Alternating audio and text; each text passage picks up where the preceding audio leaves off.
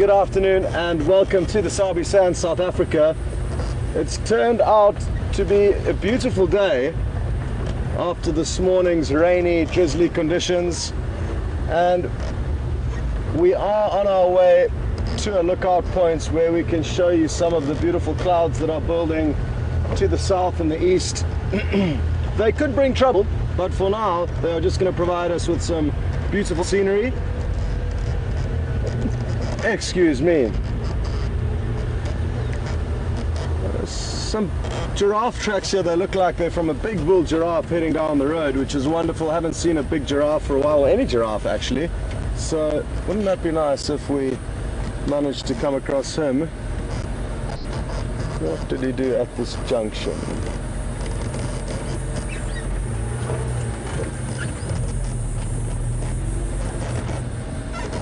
Well, his tracks have temporarily disappeared, but he was heading in this direction, so we could bump into a giraffe at any moment. The tracks did look fresh. And this afternoon, Viem's on camera with me, which is great. I haven't worked with Wiem for a while now, so good to be back with him. And Brian and Mark are out on the second vehicle with Alex in the control room. And my plan, after we've showed you these beautiful clouds from this little lookout point, is to head towards Djuma, where his last tracks were this morning around Treehouse Dam. Oh, wonderful, there's the giraffe. It's a way off, but you will be able to see a giraffe. There we go.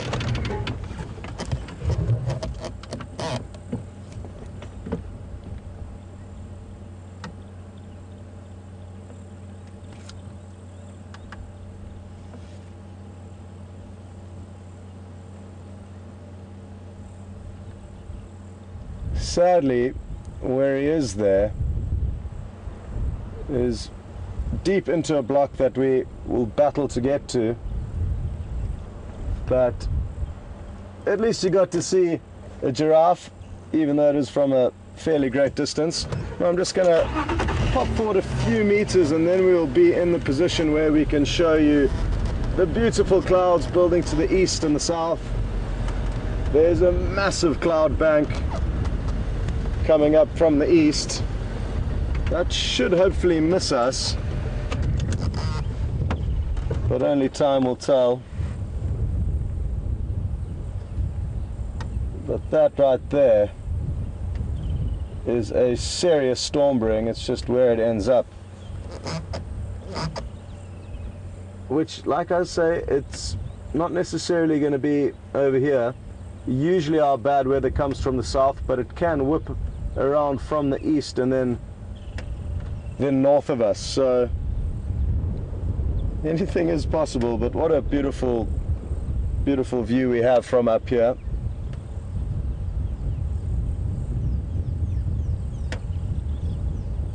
And in those clouds, the water that they are carrying is vital for this bushveld, and this is the time that we need to receive as much of it as we can to ensure the animals have enough food and water to see them through the dry season, which does get incredibly dry here. But as you can see at the moment, even with a few more months of rain to come, the bush is looking incredibly beautiful and green. Now we're pointing more towards the south, which is where the bad weather usually comes from, and as you can see there are some clouds brewing there too, so we shall see what happens a little bit later. But for now we are dry and the sun is shining and we need to go and look for some animals.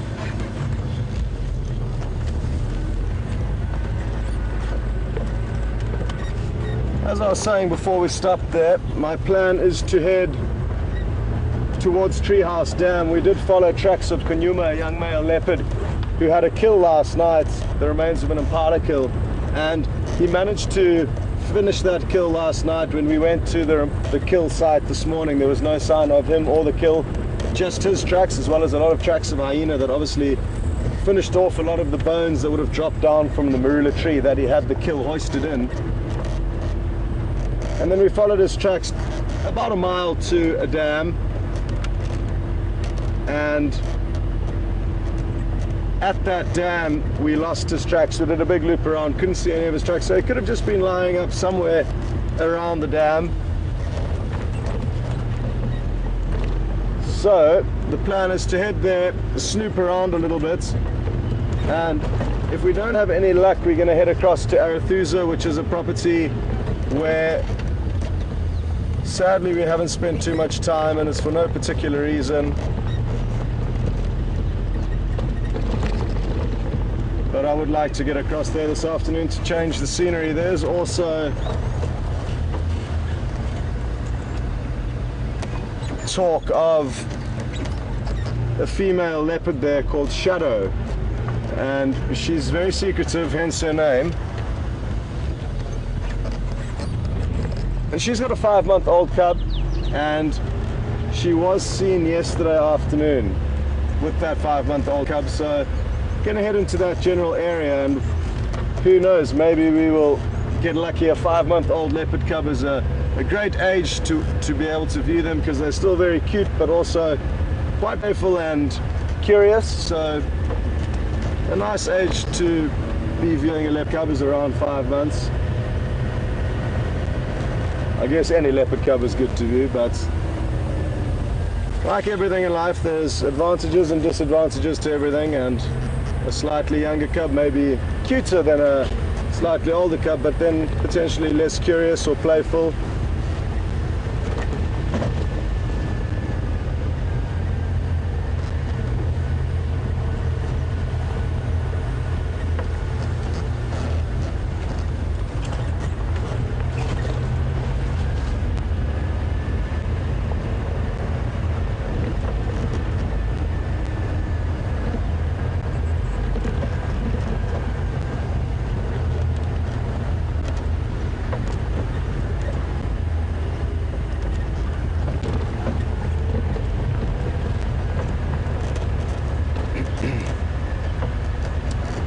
For any of those of you who may be joining for the first time, welcome on board.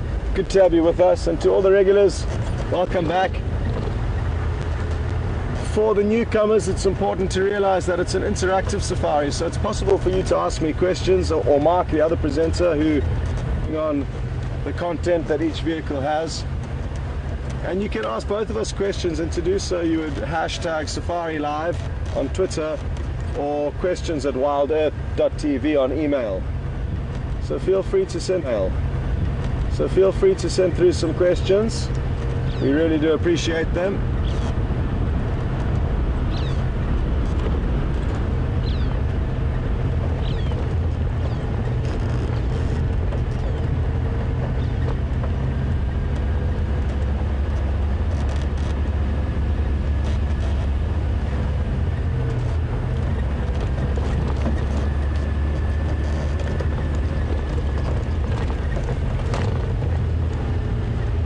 Sorry, there's a strange little squeak coming out of the dashboard here, and we haven't been able to manage to tweak it into the right position yet, so apologies if you hear a strange squeaking noise.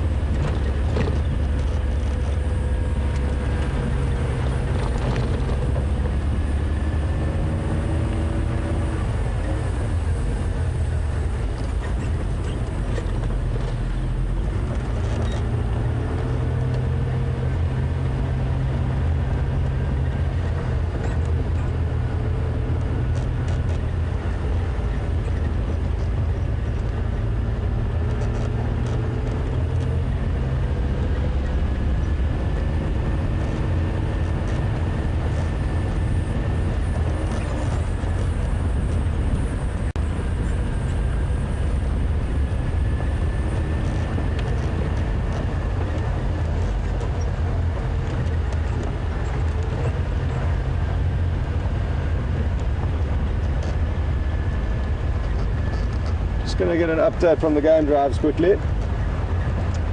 Good afternoon, mobile stations. Scott getting mobile.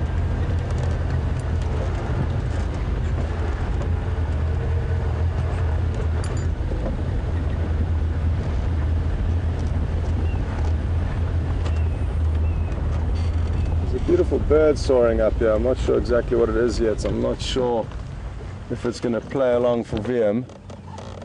Come on, turn back to the left. No.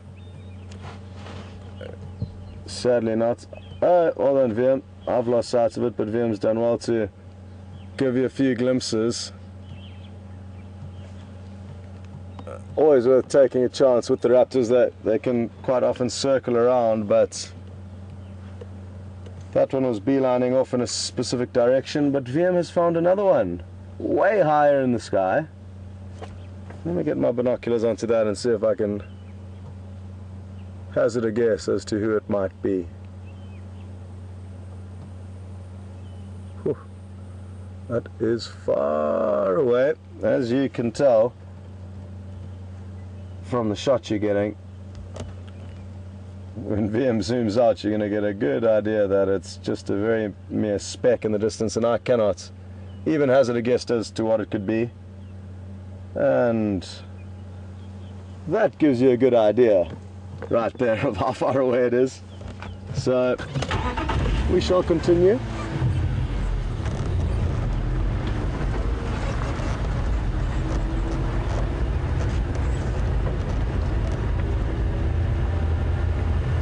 Okay, well, all of the other game viewers are just coming out now, so there's no updates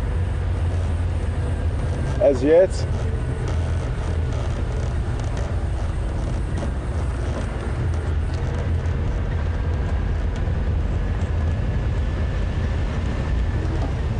But hopefully, once they have spent a little bit of time searching, they may let us know of some exciting information.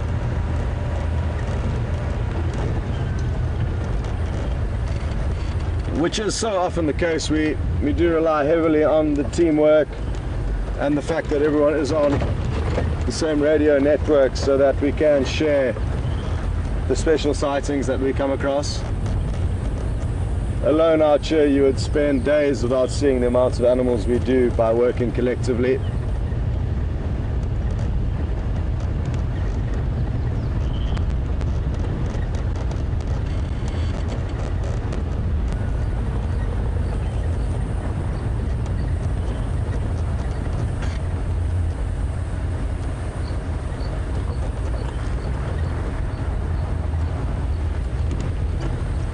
Okay.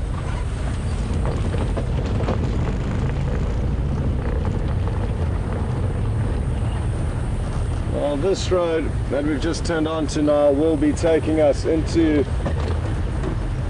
the general area of where we had Kanyuma's last tracks, but we will actually be approaching from further ahead of where we did see his last track, but in the same direction he was heading in. So we're going to work back from where we think he may have ended up to where we know his last track was.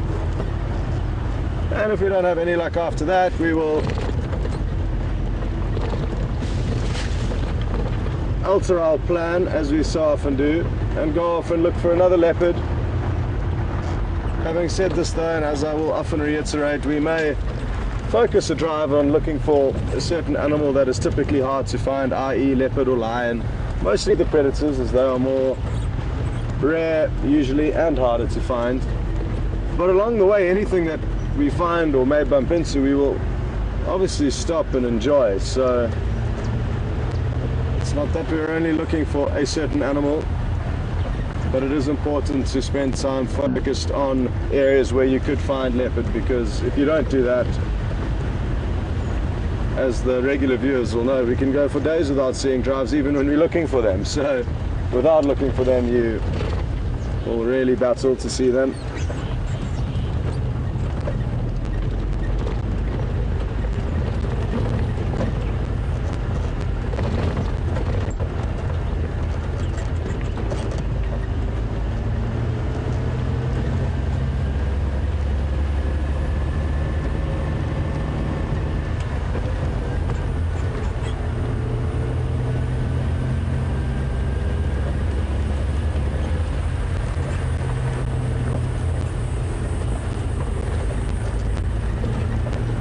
It's important that I make sure I'm not driving over any tracks, because if you do that, you ruin the opportunity of this precious information that another vehicle may have picked up.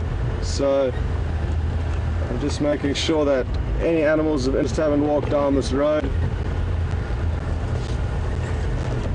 as well as trying to keep an eye on all of the surrounding hiding places along either side of the road.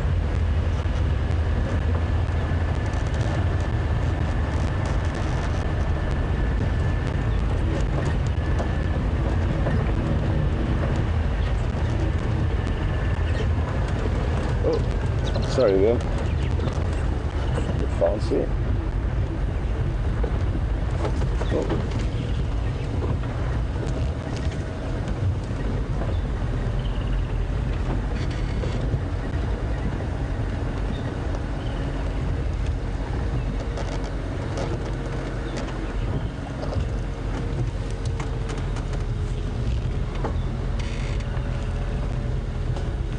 Well, because I drove on this road this morning looking for this leopard, I know that if I do find any tracks on top of the vehicle tracks, he has been here after us, which again is important information for us.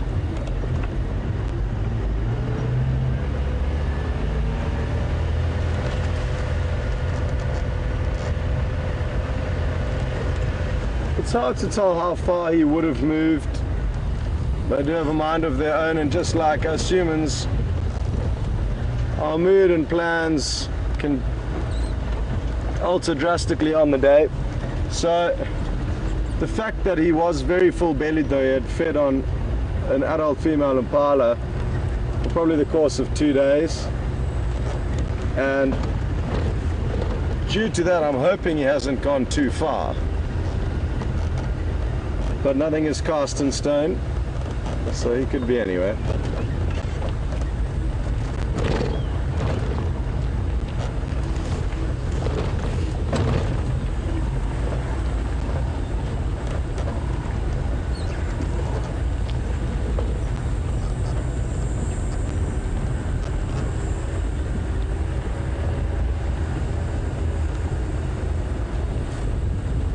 I'll be keeping my eye out for a tiny beautiful kingfisher called the pygmy kingfisher. I saw one here very briefly about a week ago, and when we were actually stopped trying to find the visual of it, Jason, one of the other cameramen, spotted a leopard walking off in the background, and that leopard was Djuma, the same leopard we're looking for now. So it is an area that he moves through. And it was somewhere here that we had stopped to see, to try and regain visual of a pygmy kingfisher, beautiful little kingfisher. And through the very thick vegetation behind us, Jason spotted the leopard on the move.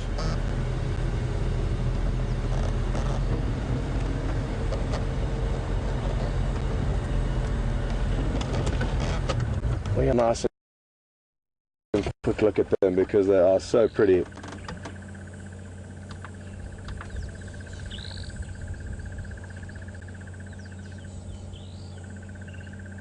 I found something to eat on there. I'm not sure what it was, possibly a caterpillar.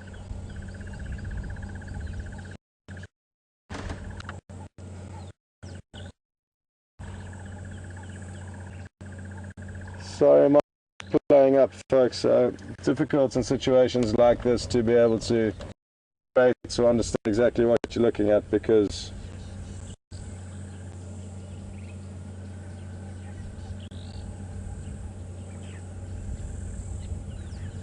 anyway, I'm sure you are having some great shots, thanks to VM, of these birds. So,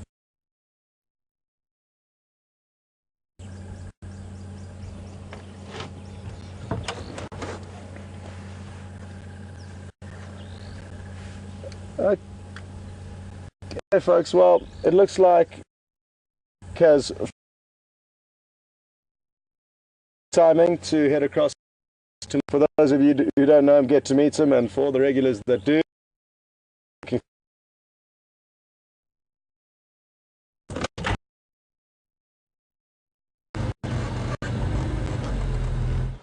got to be on the alley.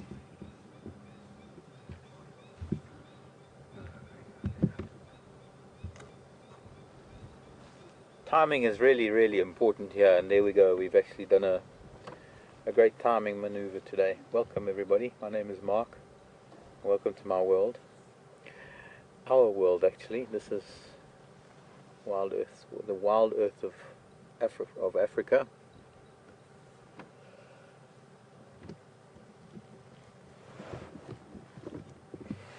My Ellie radar was working overtime this afternoon and has brought me to a herd of Ellies that are actually off to our left. The whole family has moved on. I think they're probably going to thank us later that we stopped and we're looking at this bull who's probably been tailing the herd a little bit, and he's probably wanting to interact, but I think maybe the matriarch or some of the older females are just keeping it at bay for the moment.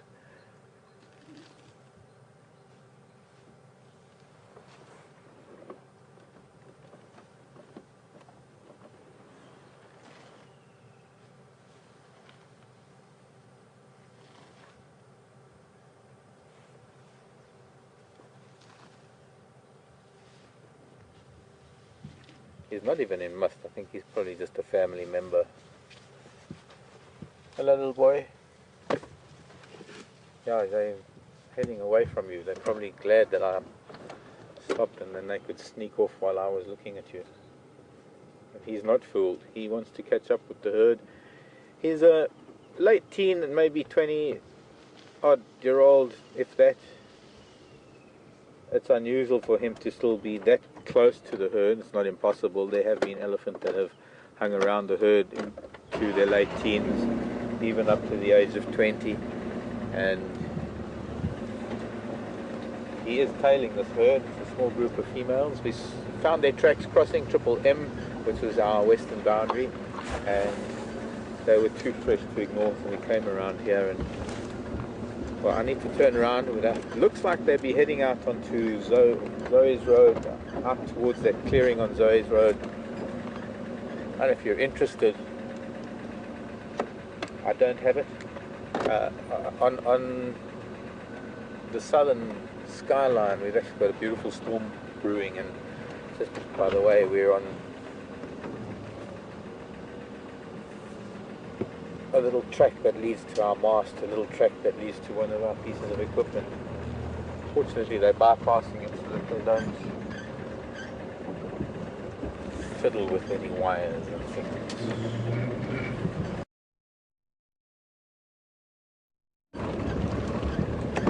Alex, come in. We're going to try and go around and see what we can do. Okay, of course you want me on channel 2, which I don't have.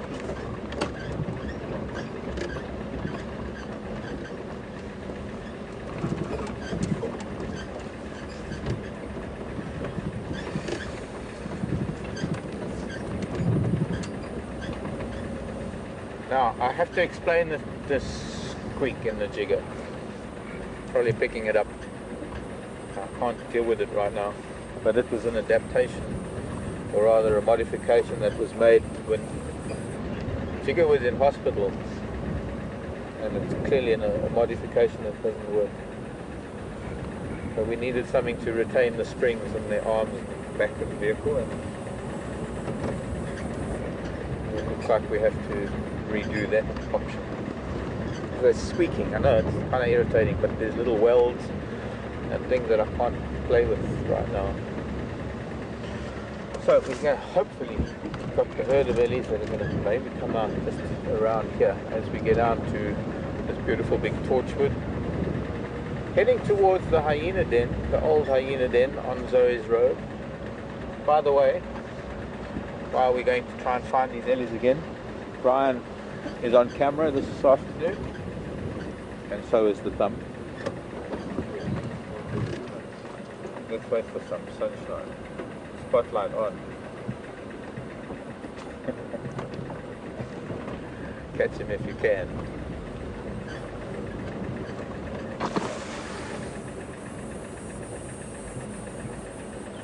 We're a little bit further west from where Scott is. I think Scott might be heading towards Arathusa, I'm not too sure. Yeah, I just saw an elephant way in the distance. Through a tiny little gap in the tree.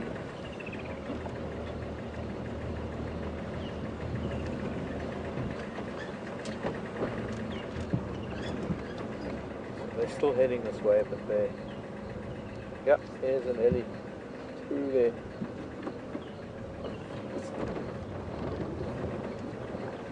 First I'm going to have a look at who's out in the open area, because maybe the front of the herd, if there are a number of them, maybe the front of the herd have already started coming out onto this little open area. Otherwise we're going to have to come back and pick them up again.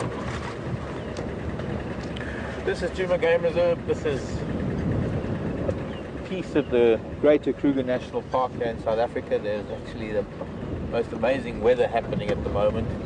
When we were out earlier this afternoon, it looked like there was a storm that was about to rain down on us. It was getting very, very grey. There's some incredible storm activity, and while we're waiting for ellies to appear and come out of, but I don't want to crash through the bushes too much behind us. I want the ellies to come more out here into the open. We've got this beautiful light, got a beautiful cloud, and I don't want to jinx it, but it would be really nice to have some elephants amongst this greenery, and this is where they are aiming for.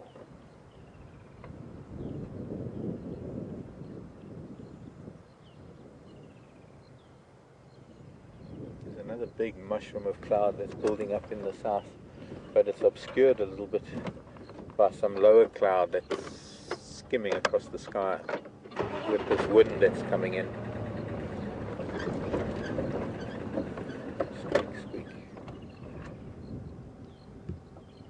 If we could see behind this lower cloud, we'd see a magic cloud that's billowing into the, I suppose, the altitudes of things like 20, 25,000, maybe even 30,000 feet.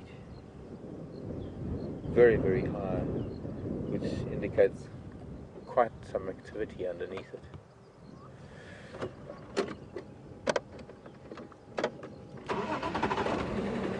We'll keep an eye on the sky, because it's looking promising. It's looking promising to provide incredible colours and sunset this evening. And for the moment, let's go and find our pachyderms.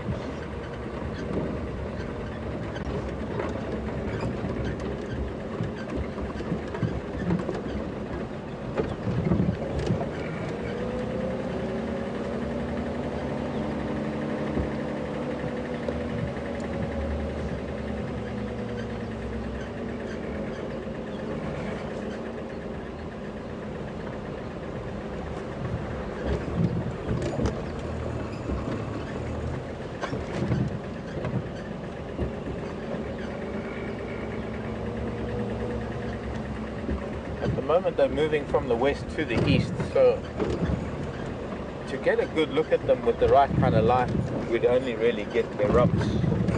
So if we're in front of them, we're going to be looking into the sun to be able to see them. So it's going to, or from the side perhaps, we're going to have some interesting light to deal with. Let's see, let's try and get in here somehow.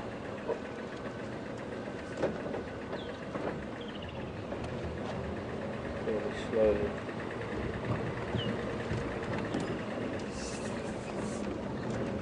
Past the torchwood, this is the big torchwood.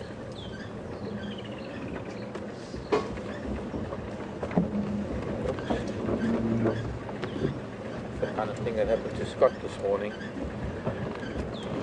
Unforeseen circumstances when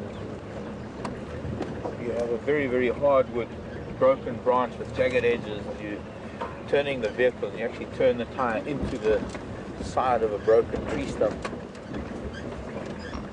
And it just tears the sidewall, because even though you've got a number of plies in the sidewall, steel ply, nylon ply, doesn't matter what it is, there are hardwoods here that would need Kevlar to stop.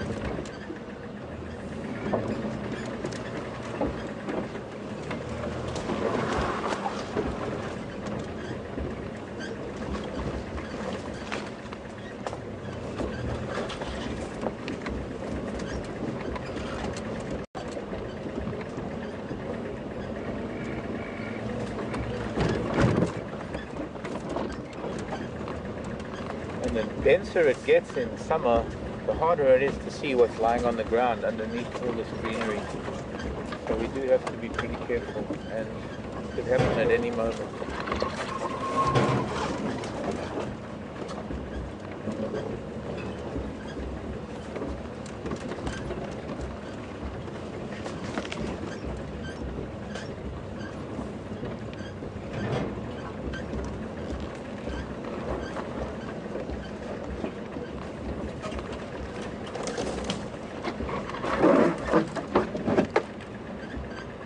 Elephant I saw was standing here.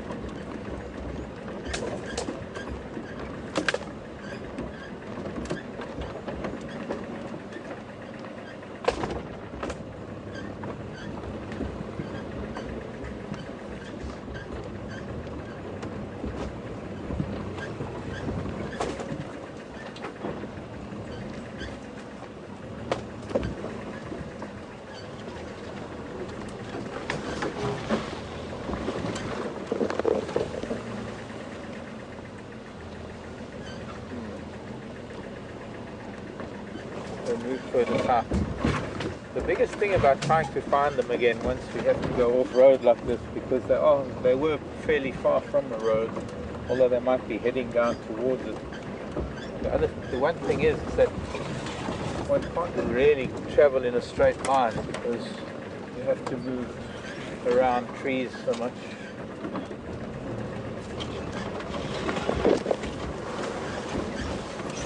Matter of trying to keep the direction consistent.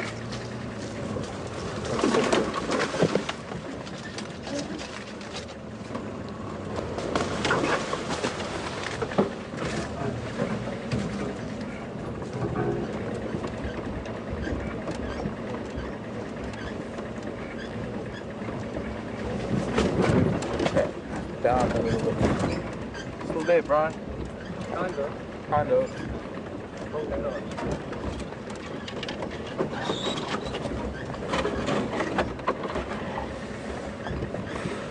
Now we'll be behind it.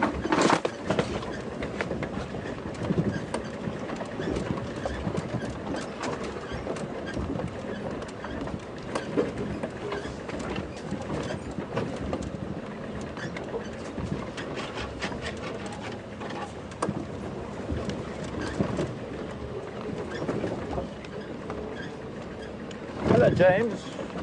Great question from James. Wanting to know how they can move so silently. That's a combination of things. Thanks for the question, James. It's actually a combination of their ability to vary the amount of pressure on their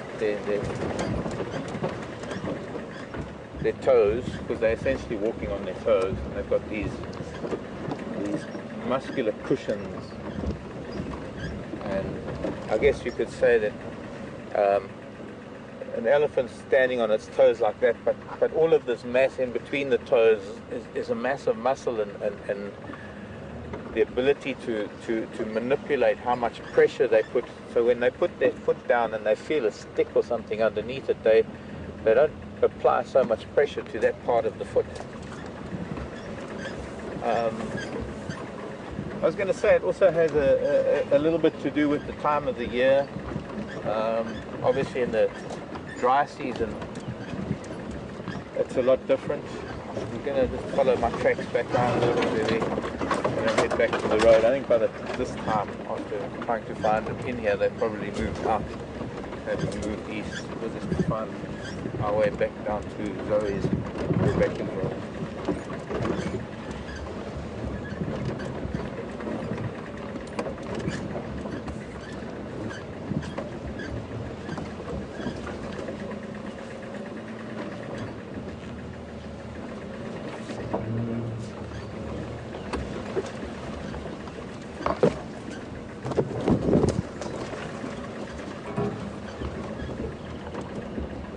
Especially this time of the year, when not only is the ground very, very green and it's very soft from all the rains, but the other thing is that they're feeding on a lot of very green vegetation. They're not breaking branches, they're not snapping trees, they're not making as much noise as they do in the dry season. In the dry season, they've got to work a little bit harder to get the nutrition that they need, which is the bark. Yeah, we're back at the lovely big torchwood on the junction, the Zoe's and Rebecca's. We went in, so they just shouldn't have gone in the first place. But I'm needing to find these ellies again.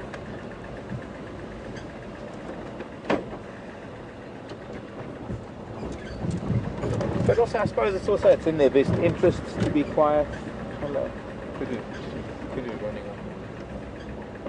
Oh, there's a couple that are actually standing still. See, I get distracted and I'm going to lose these elephants entirely.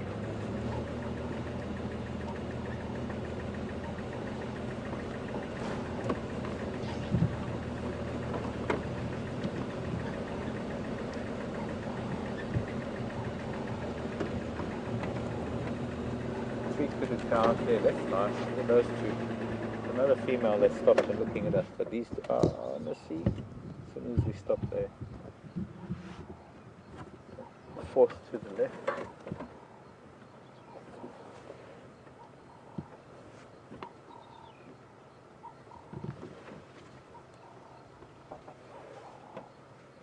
Now the whole herd moving off. They heard something else somewhere to the west of us.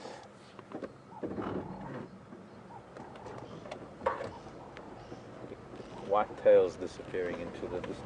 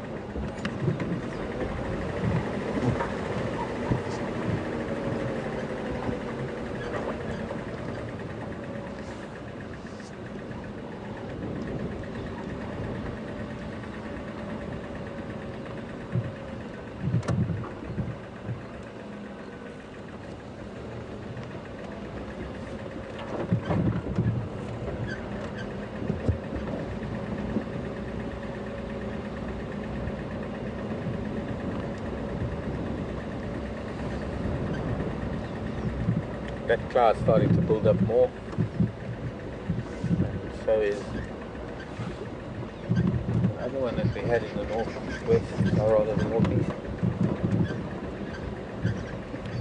See, the question is not how silently elephants can move, but how quickly they can disappear. Stop here for a little bit. Long-tailed shrike close by in beautiful sunlight. There they are. They can't disappear from me. But now that I've found them,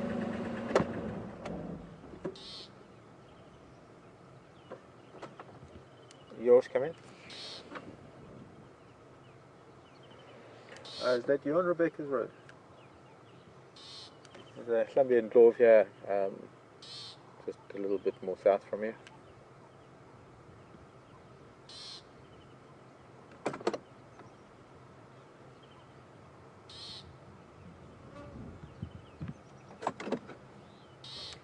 Scott Mark.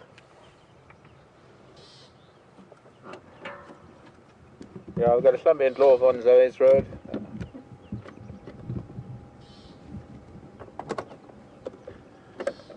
Magpie shrike calling the rains in, and they've moved south. They didn't come out onto the open. They weren't continuing on the eastern path that they were on, so they had moved a little. They've moved, or rather changed direction, and are now heading a little bit south. It would have seemed bad having just seen one of the landowners and then being with these ellies for a while and then not calling it in. So I needed to do that. What one is it?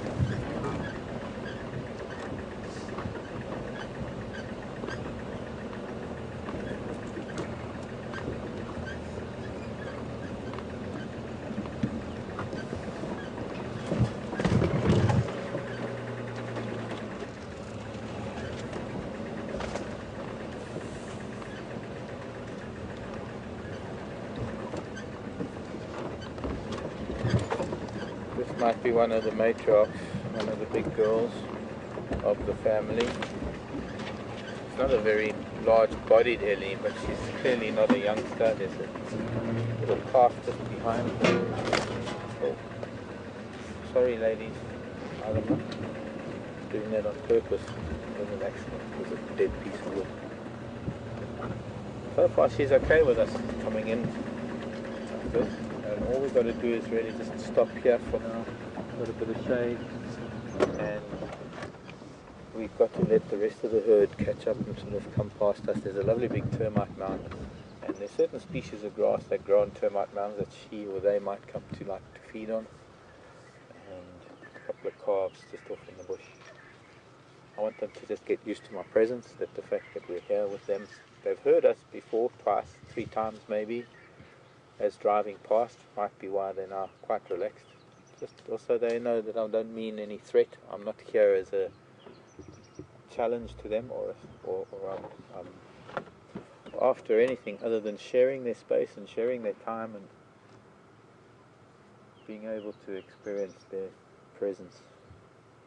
They are still moving towards the south. I want to try and get a little bit to the west of them so that we can see them as they move south, and they're going to be entering some slightly more open bushveld when they do get further south.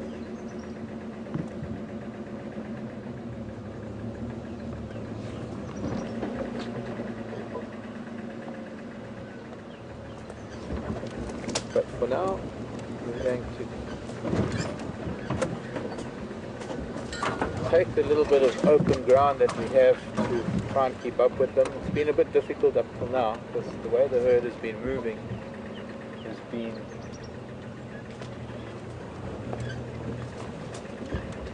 difficult to keep up with. They were first heading east in a relatively straight line. Now they seem to be heading south. So, in fact, here's a great place with the sun coming through these.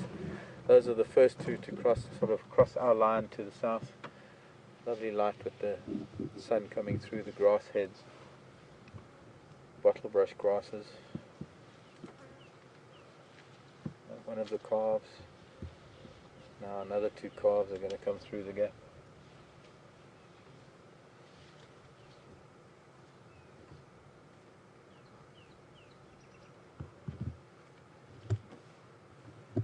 And they're getting a little bit closer to the road, so instead of making a lot of noise and trying to keep up with them off-road, we're just going to go off to the road just a little bit, get a little bit ahead of them and try and anticipate, although I've tried to do that twice today and they've... Anyway, first things first. Let's have a look at who's coming our way.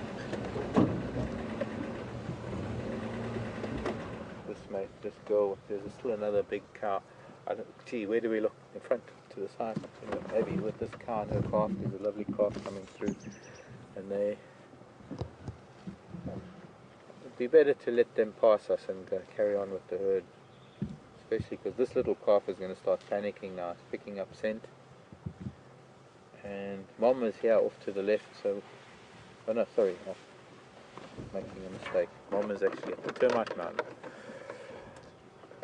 Gee, more Ellies and babies straight up ahead. This is a herd, probably maybe even up to 20. I don't know. This is a fairly large herd, a lot bigger than I thought. But the mother of the other calf is now on that termite mound.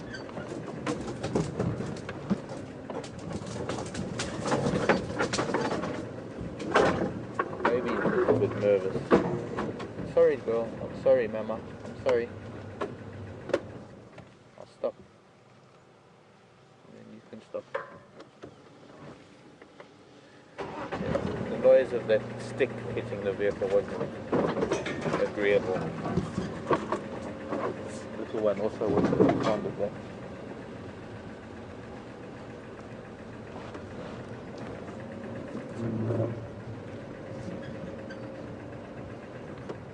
Just squeaking, yeah. Squeak. And I just needed to let them get back to the rest of the herd. This herd is spread out probably over at least maybe the width of 50 to 70, 50, 60, 70 meters. The herd is spread out very, very wide, and I'm guessing that she's maybe one of the last cows with her calves towards the end of the herd.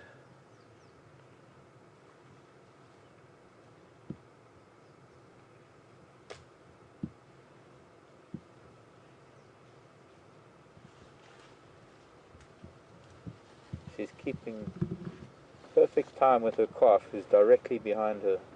You might get to see the calf just appear, but there it is. But she's creating this perfect barrier between her and her calf. Calm down now that she's caught up with the herd. I think I was perhaps in the way there just a little bit, so let's just get back to the road now. They're coming onto the road, and it's going to be fabulous.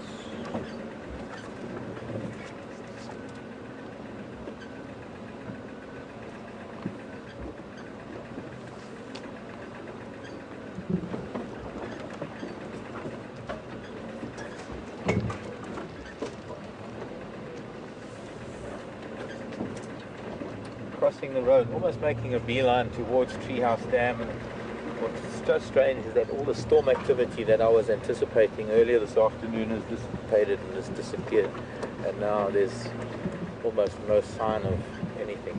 There's that big female with the very, very thin tusks. I know her. We've seen her before.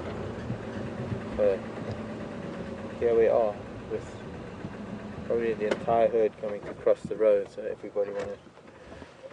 Be hard to keep the camera in one place so we can count them, but I'll try.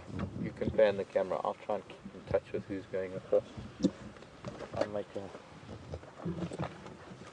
little note. One female, one juvenile.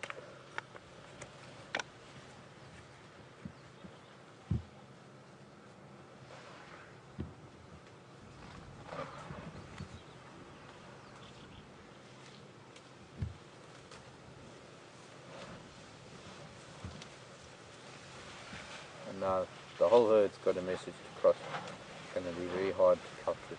Hello everybody. Oh, I can't count anymore. Hello Mrs. Ellie.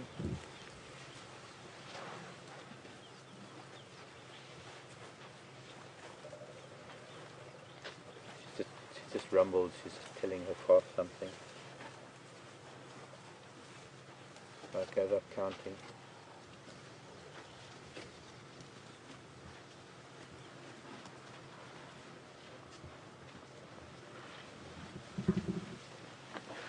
They're not running away from us, or they're not reacting to us at all. A couple of them spread their heads in our direction with their ears out wide just to see what we were up to, but the sudden movement has got something to do with something else.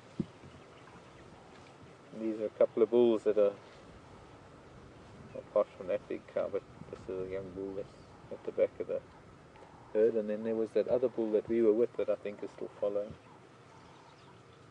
I can't see him.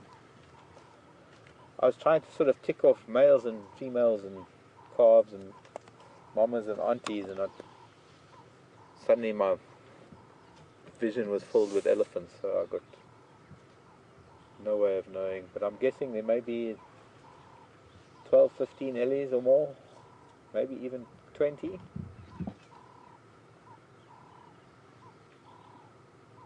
They've all spread out again.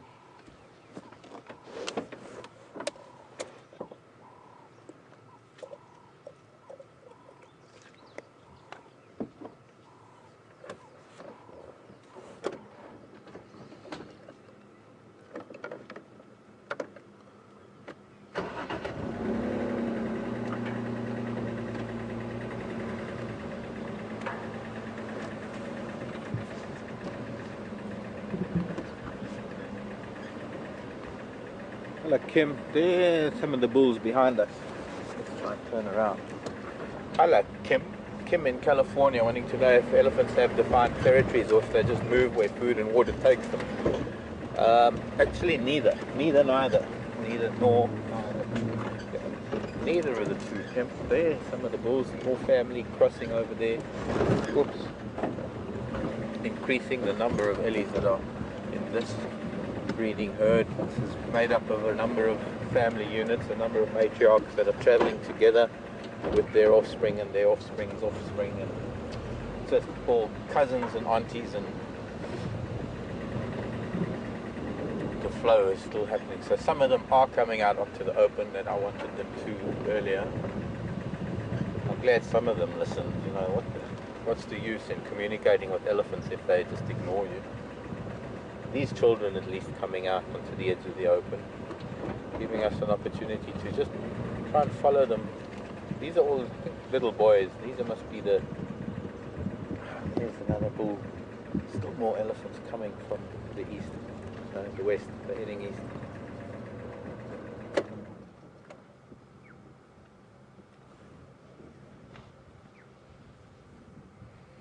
Kim in California was asking about elephant territories or the movement of elephants. It's very different to what we would understand as territories and moving with the seasons or moving where there's convenient food and water, because for elephants it's more a case of like where the supermarket shelves are stocked the best, and as children that becomes the same area that their parents move in, and so they get to learn that particular route that gets taken throughout the seasons, and that could be an area that covers hundreds if not thousands of square miles, depending on what part of Africa we're talking about and what seasonal movement exists. There's still another family coming in off of the west, so there are a wonderful range of different ellie sizes and families here. It's really nice to be able to see them a little bit better all at once. Most of the herd has moved. I don't think they're going to follow pretty much the same route that Scott followed with the quarantine male yesterday morning, going back towards Treehouse Dam, back towards Philemon's cut line.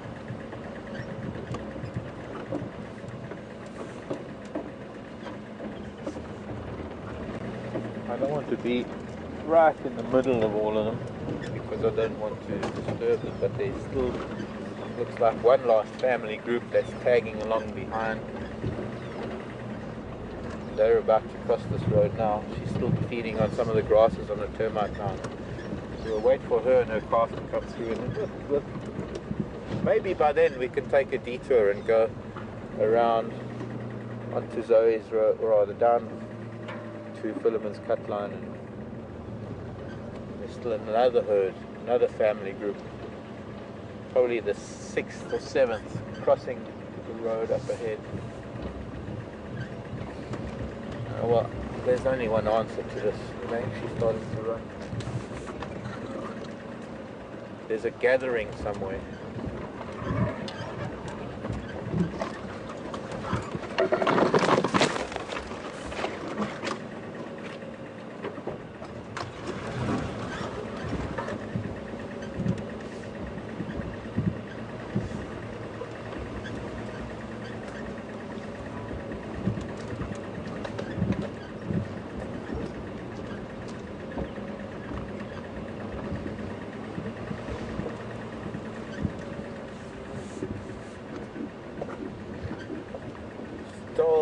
Whole herd of them up ahead.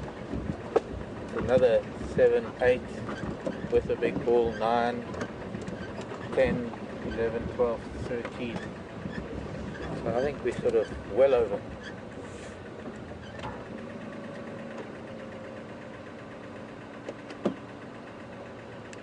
You talking to me? Now please clarify.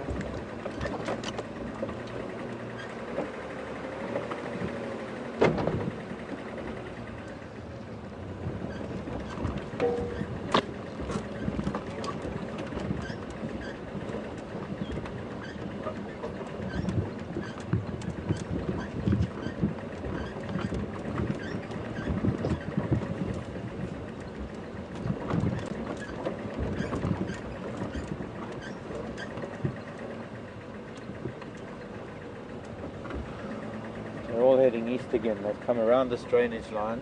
We're at the start of a drainage line. Where we are now, you can actually see where does this start, and as this drainage line gets deeper and deeper or goes down the slope, the water gets stronger and stronger and cuts the drainage even deeper every time it rains. We've still got one family group behind us. I'm wondering if it might not be a better idea to just wait until they come by and then eventually go around onto Finneman's Cutline and find the herd.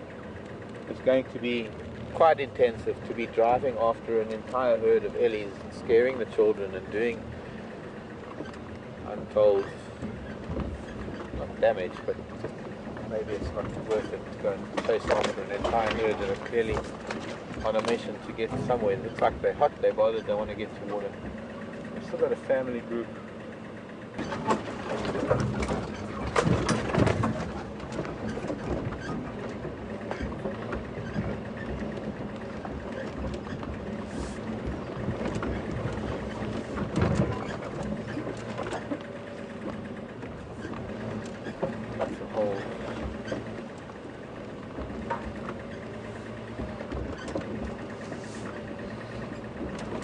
So getting back to elephant movement and getting back to the way things work with elephants.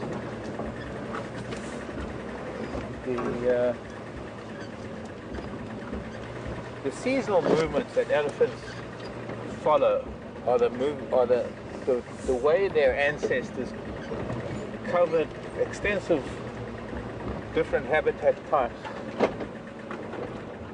to be able to vary their diet enough throughout the year during different times of rainfall and drought. And because most of elephant life is all about learning and all about passing on knowledge, children, even bulls, learn how to follow those same routes when they become adults, and especially with the cows that become matriarchs of their own, the young girls who are the daughters of these matriarchs. Their moms teach them things and then they grow up becoming matriarchs themselves, and the only thing they know is what they can teach their children. Undoubtedly there are things that elephants learn throughout their lifetime that they haven't been taught. That is the very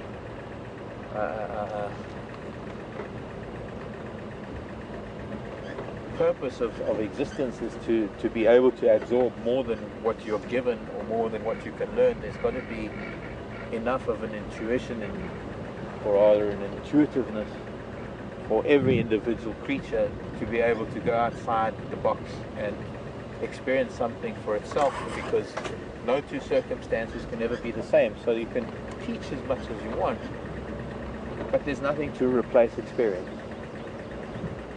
And so over the years, as daughters take over the reins from their mothers and become matriarchs of their own herd, they're not only taking their own children to places they learnt about as children themselves, but they're also discovering new ones for themselves that they're passing on to their kids. So things tend to progress in that manner.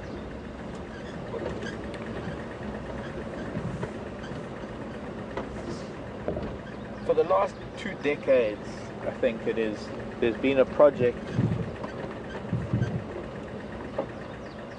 of following elephant not only here but also up in Kenya, and using different methods of being able to follow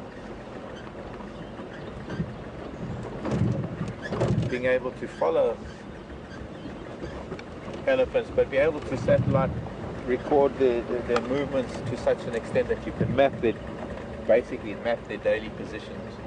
And there are some remarkable discoveries that have been made about not only the movements of these herds and how they over these years have pretty much stuck to the same north-south circular movements within a very large area of the Kruger Park. Not quite a migration, but just using different areas seasonally depending on the vegetation that occurs. And things like how bulls tend to associate with each other over the years, how bulls form bonds themselves, which we know about. We see how they form alliances in their bachelor herds, much like every other animal does, and it's only really at times of extreme importance that they might be a little bit irritable with each other. Hello, Paula.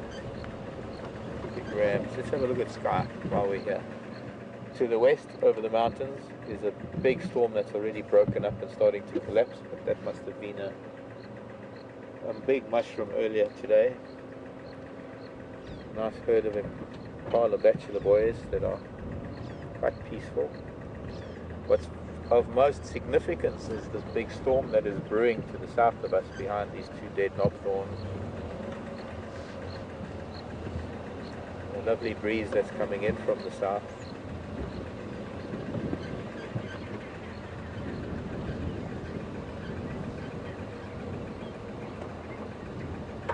But there's a good chance that that might boil itself out by the time it gets here.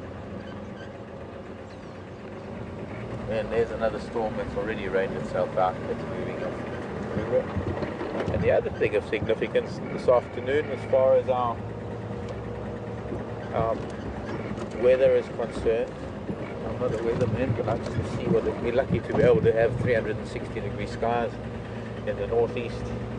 Is that big cloud that we saw earlier, which we're going to see shortly as we get over this little ridge.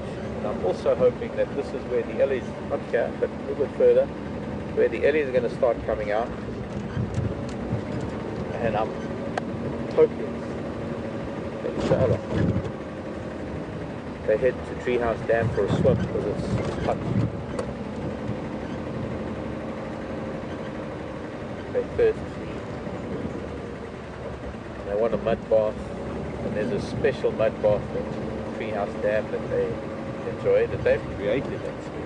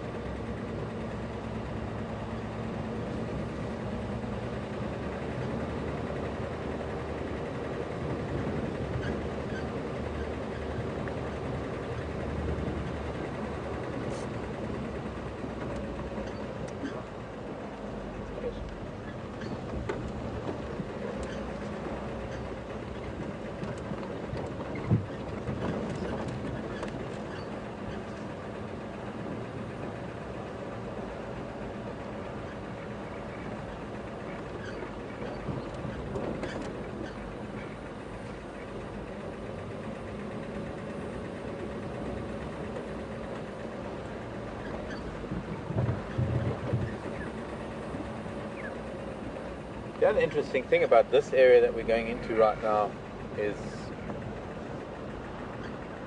that there are Djuma horizontal. It's a possibility that the fact that the ellies are moving around here, if that leopard is around, it might be chased out. Might be, don't know, it's a guess. Not really sure.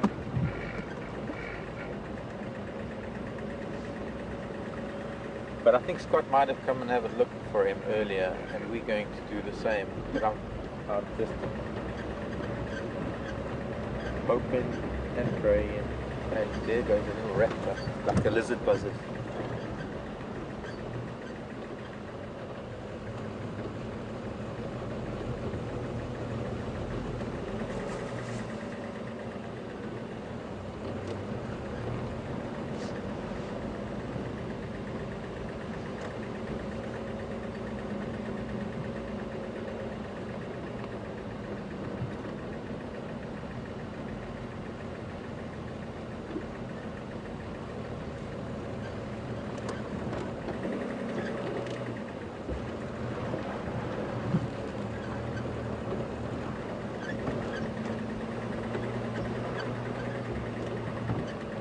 Talking about someone on the east near Cheetah Plain driveway, which is old Djuma bush log.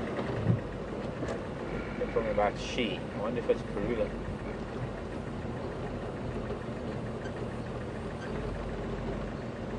Unfortunately, a little bit too far east for us.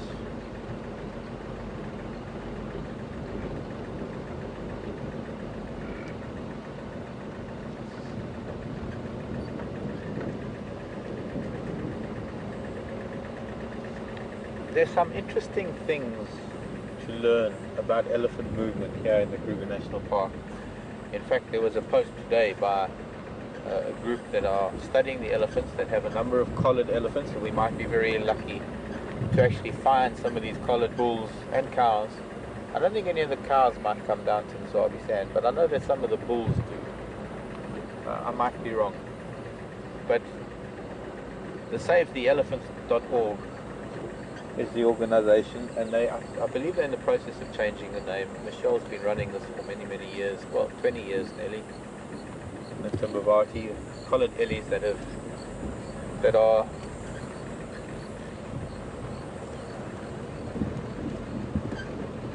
great.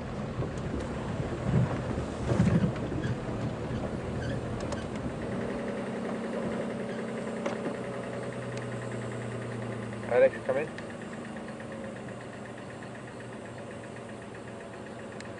Please confirm you're talking to me. Alright, negative. All I heard was about signal. Just maybe depress the mic and then talk, because I think it's cutting off your words in the beginning.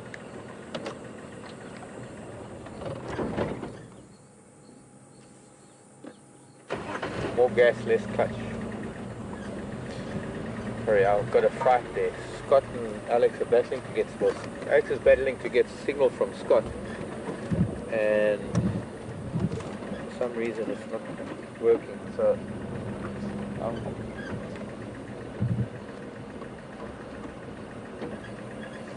and finally it sounds like Scott's back online. But I just heard a message saying that there's no signal, and I was wondering if it was us.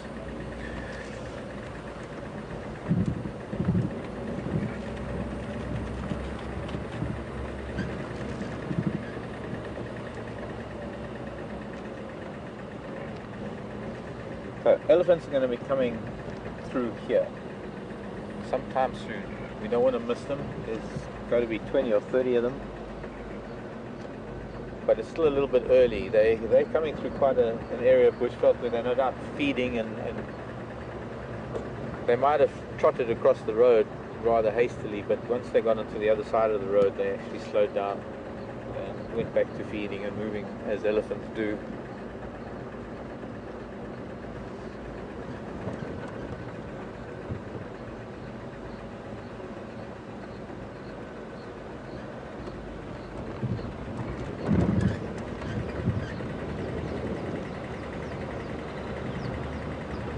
Nice to put down some tyre tracks on this road that are fresh, because now I know that when I drive back along this way, I know that it was whatever tyre tracks they are mine, and any tracks on top would be very, very fresh.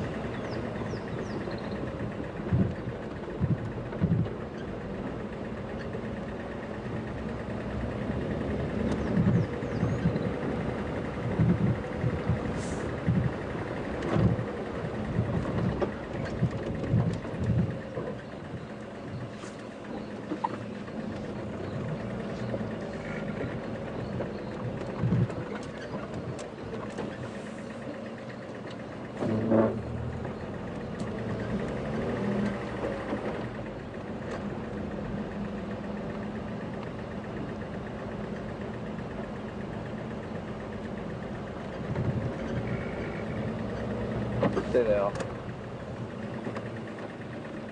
Still quite far. They're actually, once again, they're actually moving east. You can see them in the distance.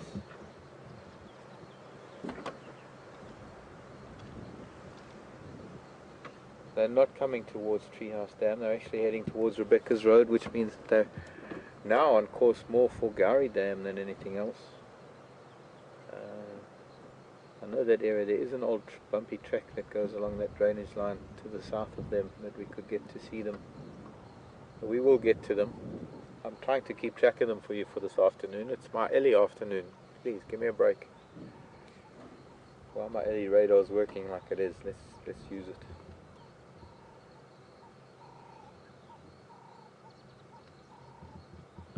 Originally they were actually coming straight to where we are, that was on line for Treehouse Dam. But now they're heading more or less towards in a way, Philemon's Dip. A little bit north of that, maybe where the old orchid is. That spot where one day when I found Mishu on his kill. Okay, they're going to be a while. While they're going to be moving towards Rebecca's Road, let's go and have a quick look at Treehouse Dam. We'll do a quick loop around Treehouse Dam because there has been a leopard here. It's starting to cool down a little bit. Our friend Djuma has to be here somewhere. Scott was tracking him this morning, found his tracks, but seemed to end up more or less around where the dam is, I think, if I'm not mistaken. Jeffrey in Texas was asking a question, but then I was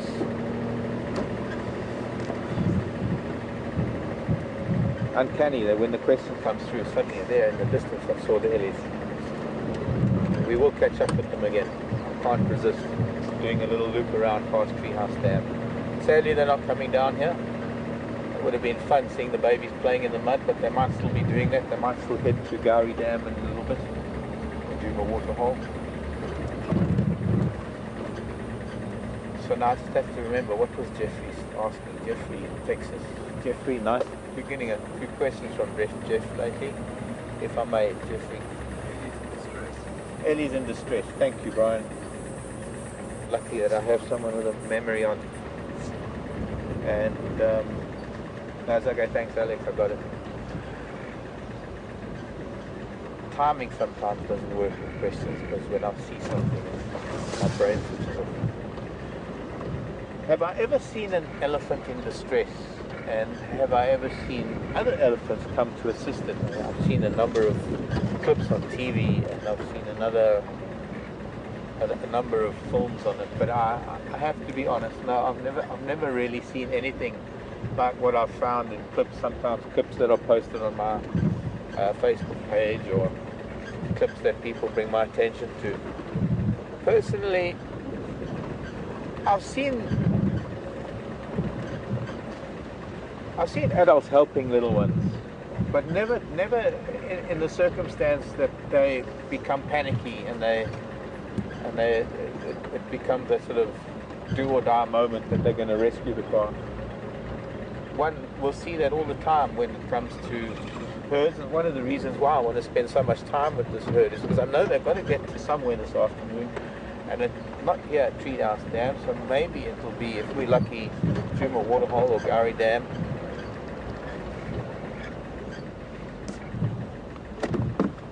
Please repeat that.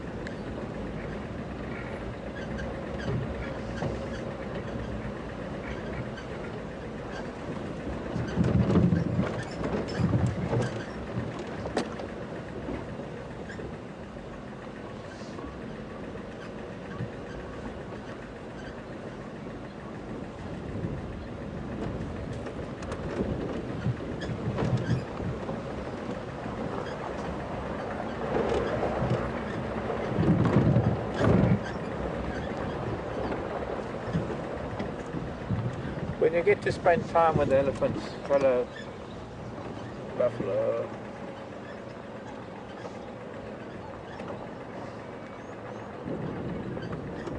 Although we're not going to spend too much time with these boys, they're already, oh.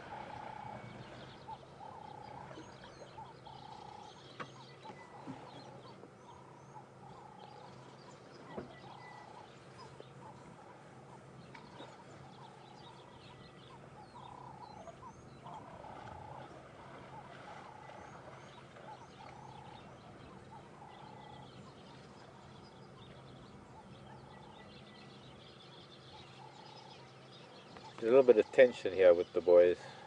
That buffalo that's moved off to the right has actually been chased by that boy that's looking at him there now on your right hand side of your screen. A bit of stepping on toes. It'd be hard to imagine there's a cat around here, but there is somewhere.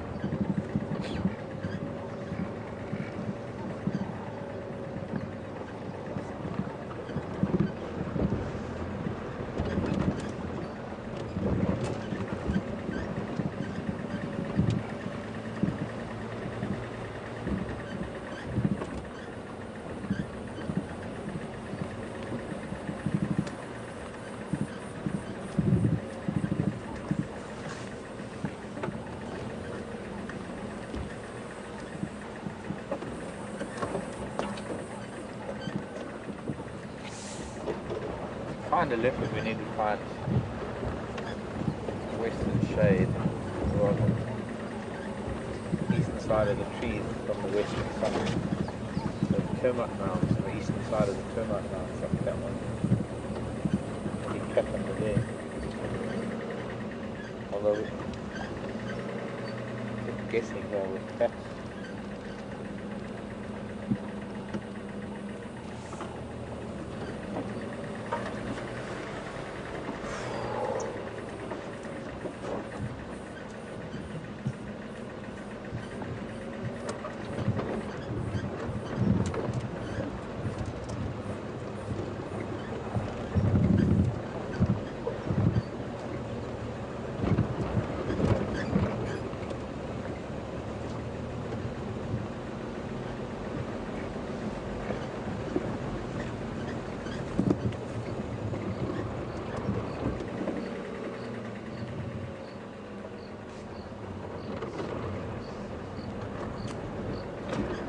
I think if you spend enough time with elephants, I'm sorry, I get distracted. You know that I do. Doing stuff distracting my attention there. Getting back to Jeffy, Texas. There'll always be situations where moms are going to sort of help a little one with trips, or comfort them if they get bullied by an older sibling. Or there are so many of our maternal concerns, and I'm not even. Oh, hello, Steenbuck. Just talking about what I can imagine being a male of the species, that the maternal care that takes place in so many creatures, and especially with us. Look at this, there's a little girl, Steenbuck.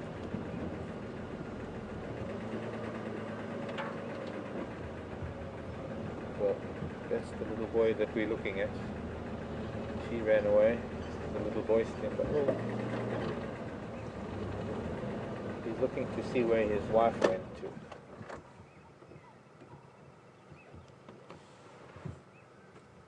And she's going to join her. Sorry I split you up, children.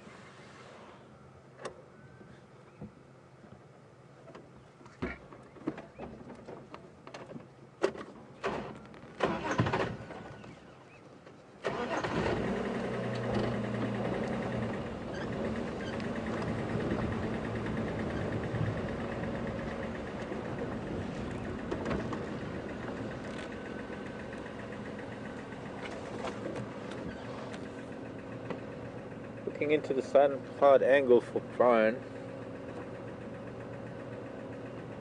but she ran off.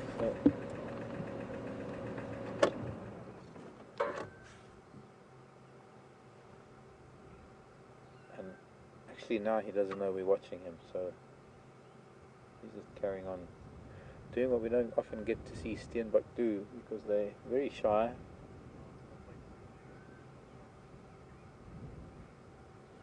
Thank you.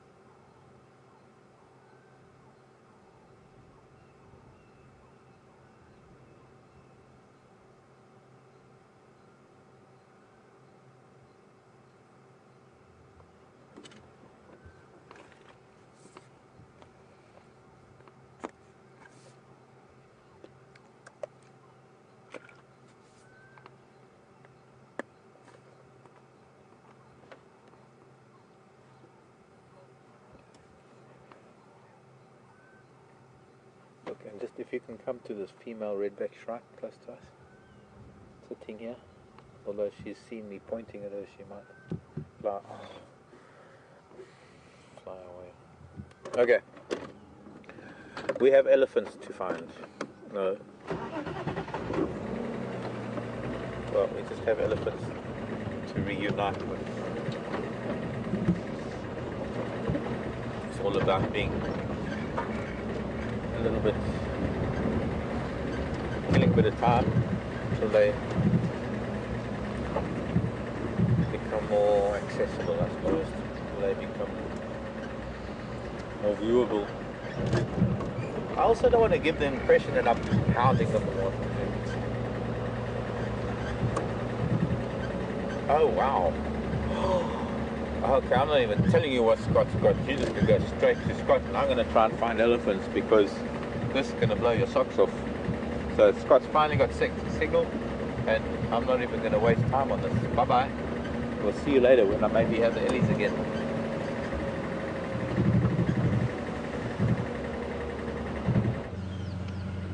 I'm on the cub. Cool. Well, folks, welcome back, and we are seriously lucky to be looking at what you can see. Even though it is covered by a lot of branches, that up there is a 5-month-old leopard cub, and it's the first cub that I've seen in many years, so I'm really happy to be here. And in the same tree that the cub is in, there's a kill that VM will pan across to now. Or possibly you could see. Sadly my monitor's not working, so I've only got a rough idea of where he's filming. And below the kill, at the base of the tree, we have the mother of this cub. And the mother of this cub's name is Shadow. It's the first time that I've ever seen her, and don't know too much about her, but she is a daughter of Karula, who is a female leopard that we see on a more common occurrence because her territory overlaps Djuma, which is where we spend the majority of the time. Now,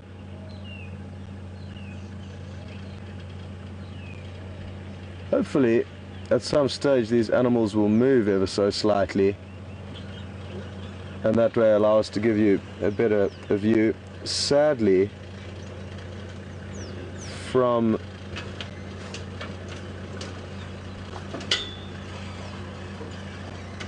where we are here, we're having difficulty broadcasting, so we are limited to moving around too much. So we will just enjoy this for the time being from here. The mother, who is at the base of the tree, has been looking up on numerous occasions, so possibly just checking up on her cub, or possibly thinking about going up for another bite to eat. It's a 1-year-old impala that they've managed to catch. The mother managed to catch. I doubt the cub had any role in it.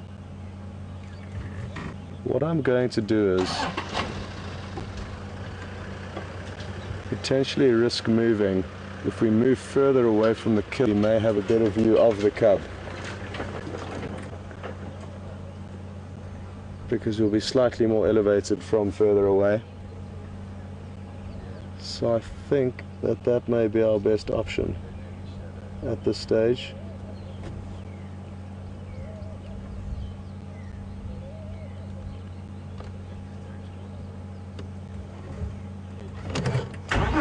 So we are going to take a chance. If the signal does cut out, don't worry, I'm sure we will.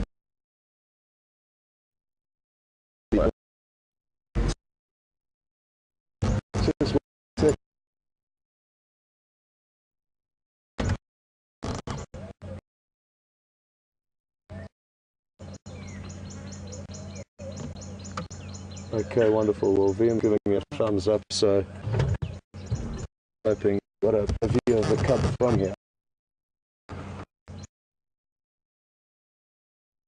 I'm not sure if it's a male or if he. It's a this.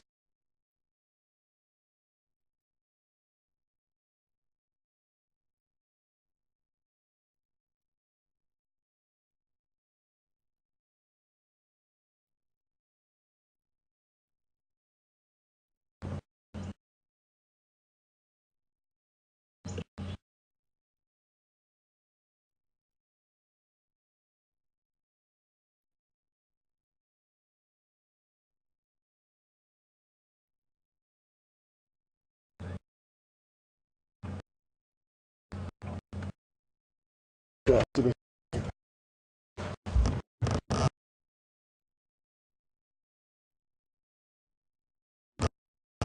last time. No. Try push the pole a bit to the right.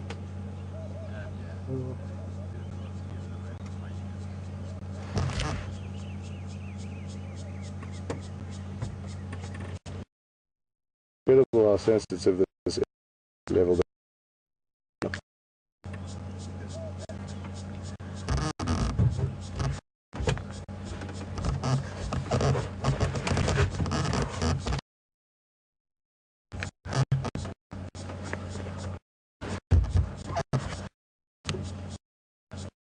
Well, as you can see, the cover's panting quite heavily.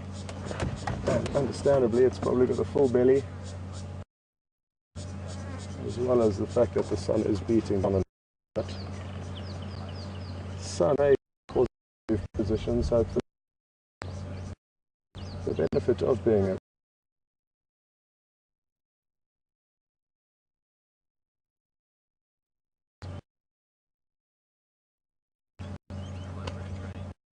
whereas the mother on the other be more comfortable on the ground with a full belly.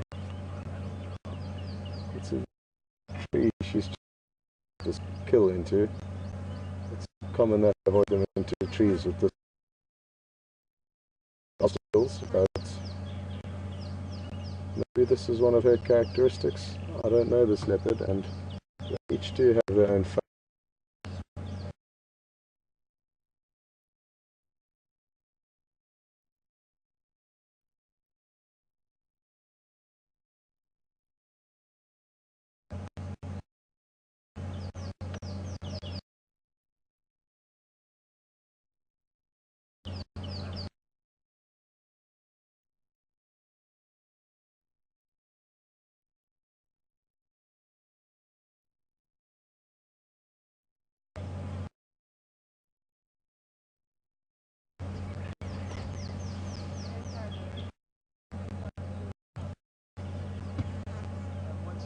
Hey Alex, we've tweaked it. I'm not sure if it's out.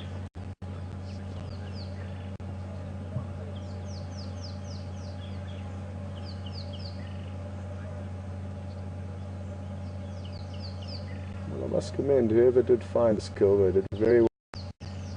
And there are some incredibly skilled trackers in this area of South Africa.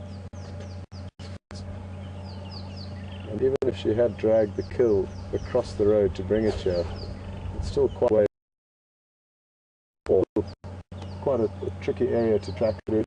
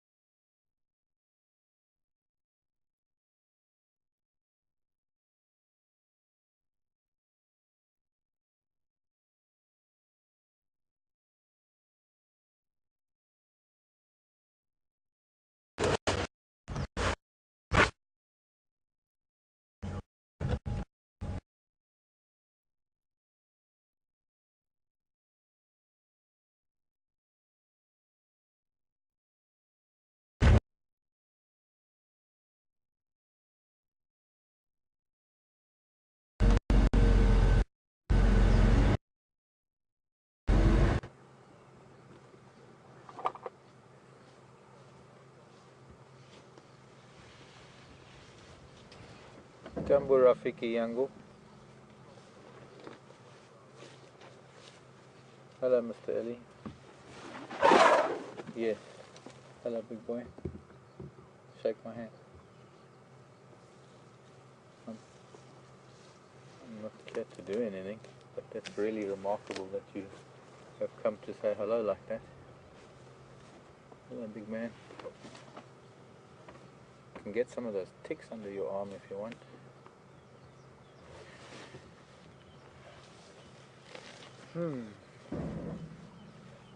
Wow.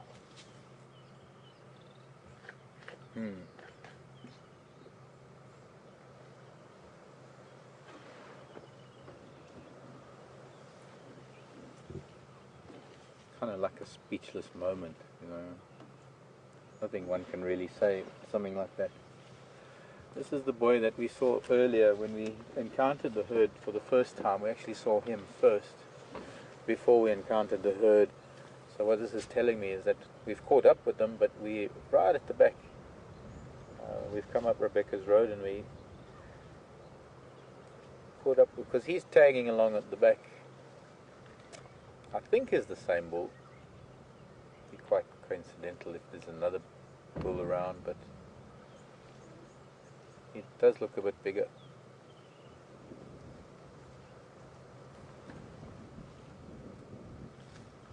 Amazing what Scott has, and I think since we're with this Ellie bull, and I'm going to keep on trying to find the rest of these Ellies, there's more important things to view. And if Scott has got signal, I just want to tell Alex, please by all means go and see. Oh, just want to, oh, I love you. So yes, by all means. I know I'm blessed with having an Ellie like this next to us, and the way he's interacted with us.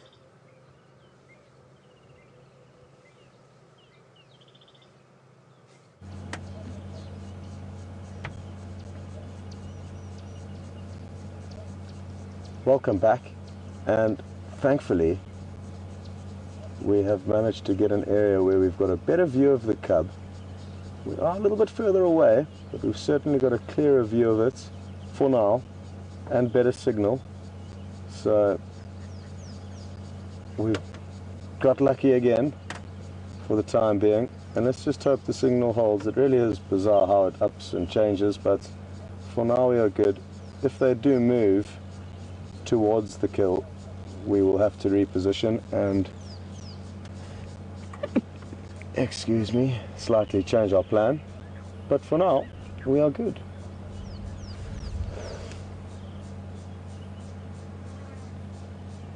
Now, I did mention briefly earlier that this cub is around 5 months of age, so it will be reliant quite heavily on meat by this stage. They start feeding on meat from about 3 months of age as a rough rule from what I've seen over the years. It will still need milk though, but it will be starting to get weaned off. Let me just answer the radio, folks. Go ahead.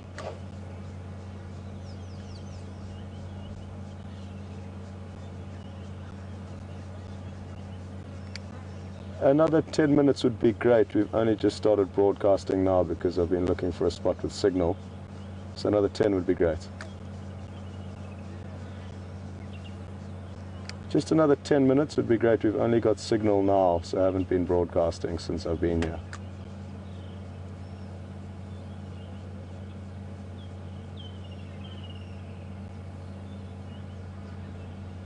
Okay, perfect. As soon as you're nearby, let me know and I'll move out.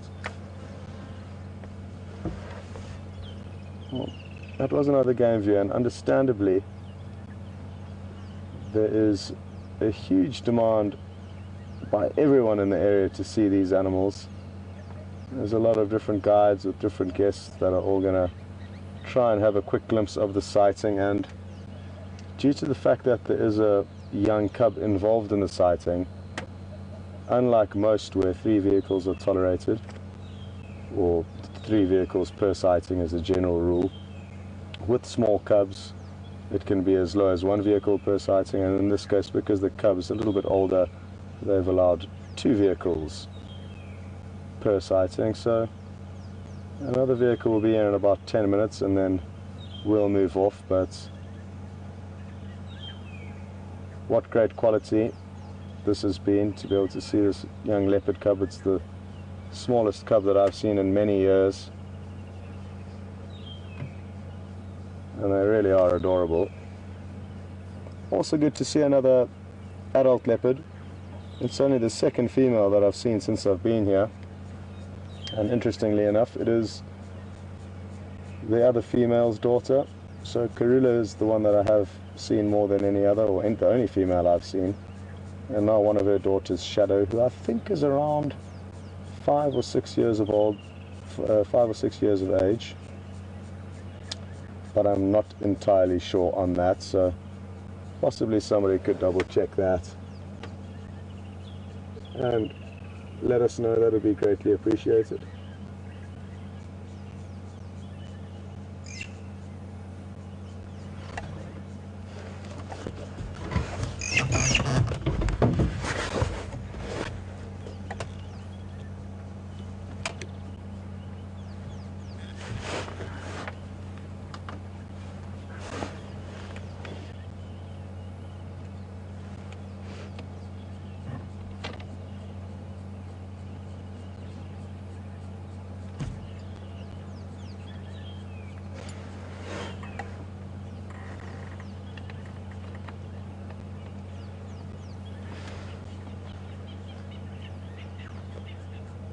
Thankfully also the clouds that we're building to the south and west have not appeared to come towards us too quickly. They are making their way, it appears, towards us, but not drastically quickly, so hopefully we will be able to complete the evening drive, ideally, and also make it back to our camp, which is about half an hour away from here, before the rain comes down.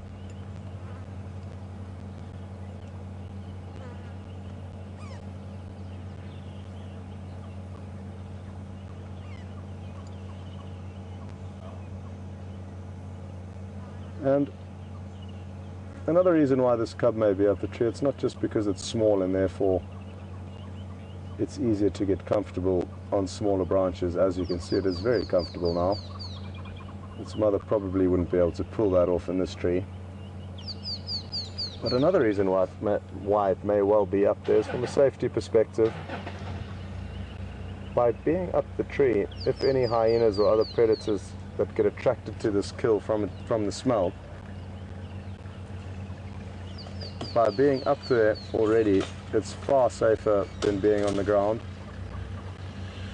And in the smaller terminal branches of this acacia tree that it can get to, it will be safe from most other predators that shouldn't be able to get close to it due to being bigger and heavier than them.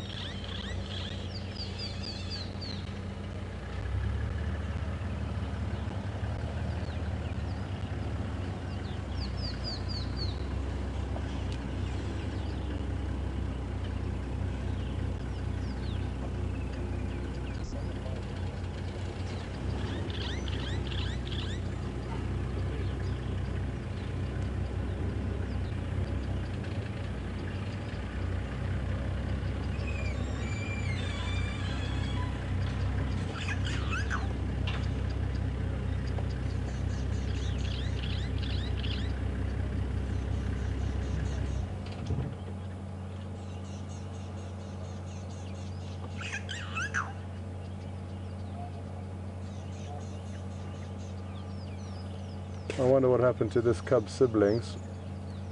It certainly would have had one, potentially two siblings at some stage of its life. But sadly the mortality rate of leopards and most predators is very high, so we often see cubs not making it to maturity. It's a rarity for a cub to make it to maturity in the predator world.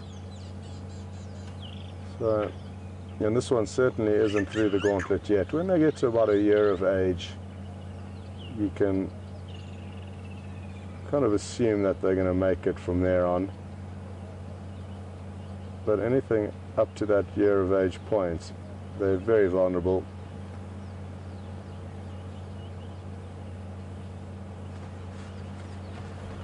If a male leopard came across this cub now, even the male would kill it, because that way it would release Shadow, the mother, of her responsibility to raise the cub further, and therefore allow the male to get his genes into the area.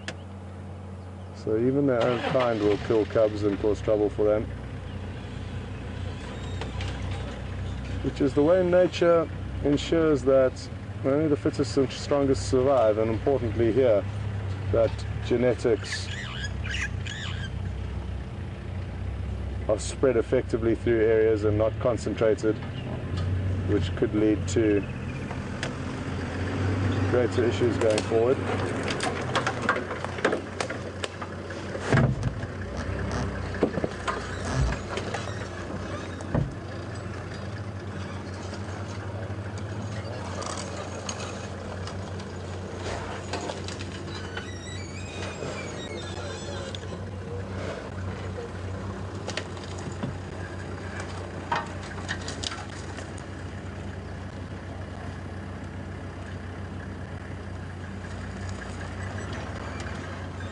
really beautiful when he looks back, or he or she looks back to us, as it is doing now.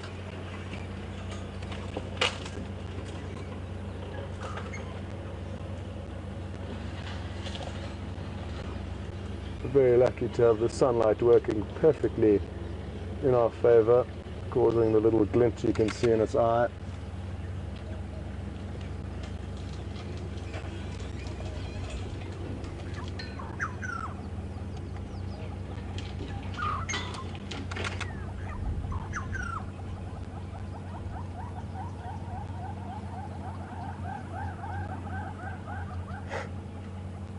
I hope you could hear those birds calling in the distance. They're yellow-billed hornbills, very nice call.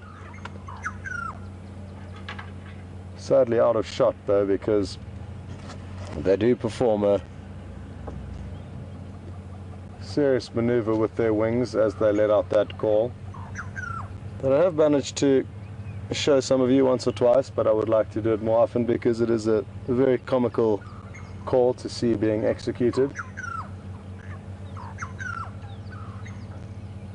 And the other bird call you can hear are the Burchell starlings.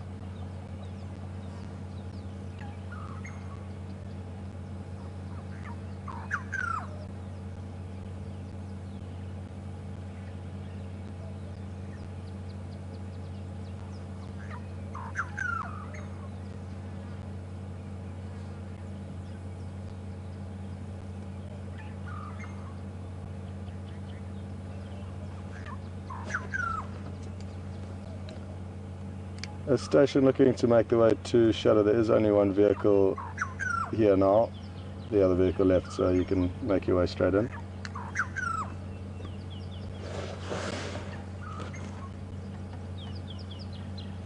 Is my radio still working? Alex is doing a radio check. Let me know if you hear anything, Bill. Okay, perfect. Copy, thank you.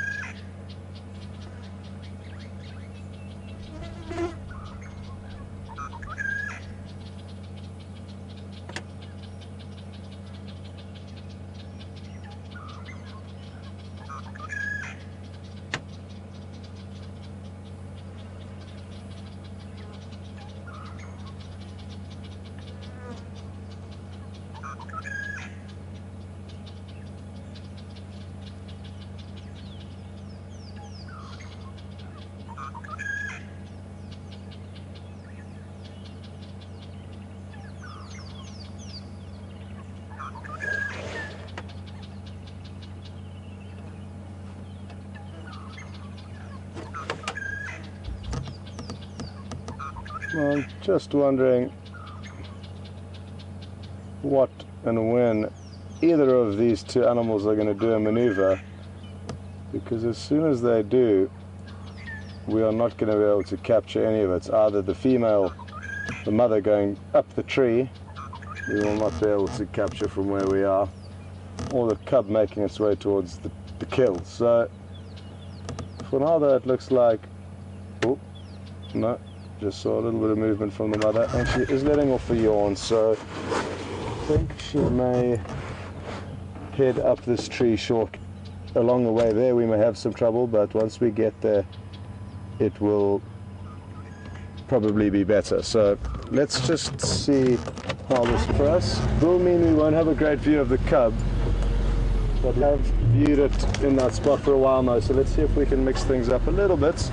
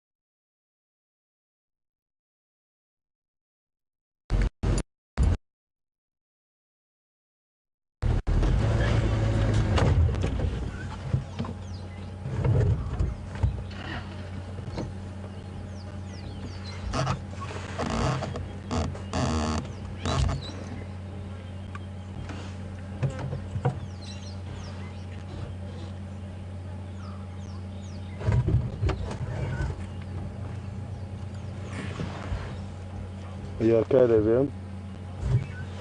Copy, thanks, Alex.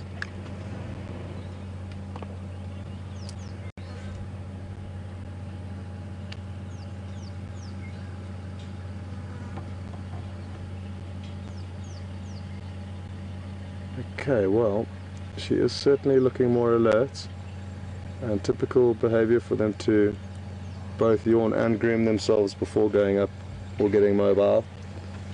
And she has done both in the last few seconds. Hopefully another yawn shortly. I think that will happen. So, don't move a muscle.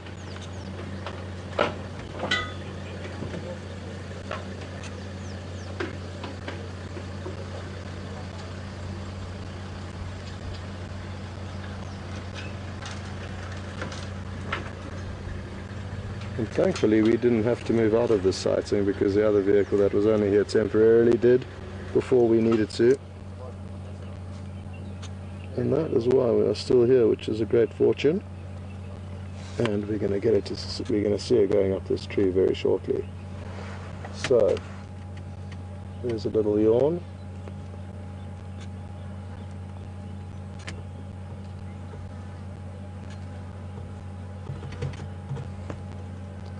And like I say, oh no, that's not what we wanted. That was a massive false alarm.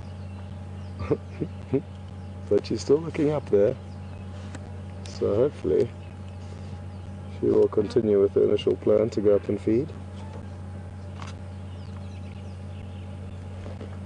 And as I said, when she does go up, I think the cub will be jealous of her feeding and therefore also come towards the carcass, which will bring it into a better position for us to show you.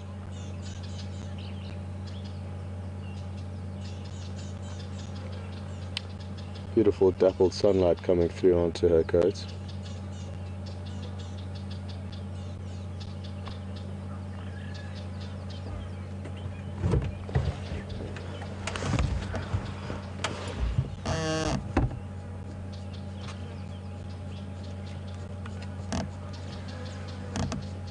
He's catching flies. That's what that sudden snap was at.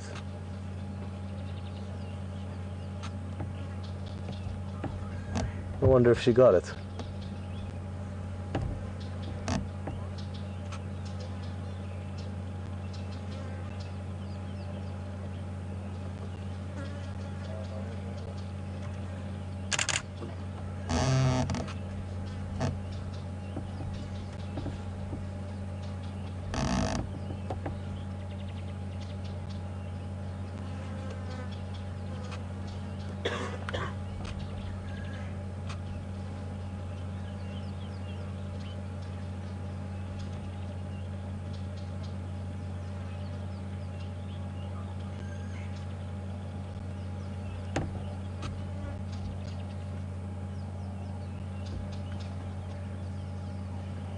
Well, she really did get my hopes up there. As soon as she sat up after the few yawns we saw her do, and a little bit of the grooming, I was hoping she was going to be showing us how exactly she gets up and down this tree. As you can see, there are lots of obstructions along the way up, and Liam will slowly pan up the tree to show you all the obstacles that she is going to have to deal with getting up, and that she would have had to deal with dragging up that impala. So she did well to get it there. The nice thing about getting it up a tree like this, especially with the cub, is that because there are so many branches and obstructions, if the cub does dislodge the kill, which it could well do, there's a strong chance that the kill will get caught in another fork of the tree before falling down. Whereas in a marula tree, which is the kind of tree that Djuma had his kill in yesterday, there's only one fork that's going to hold it up, and if it gets dislodged out of there, it will hit the ground, and if it hits the ground and there's hyena around, it's good as gone.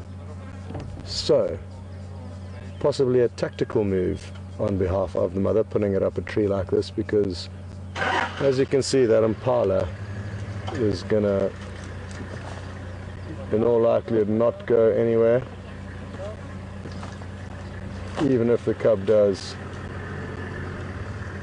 dislodge it, there's a strong chance it'll get caught in another fork.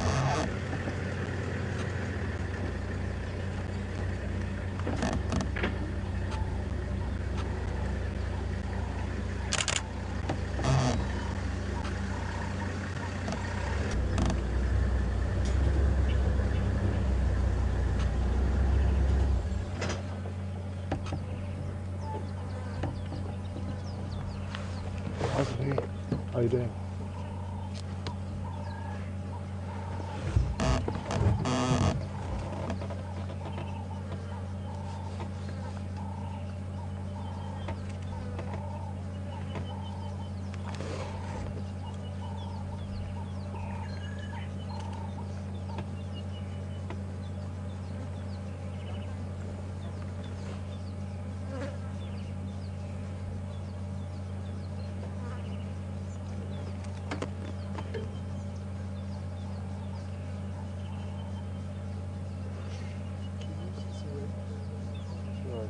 Quite a young impala.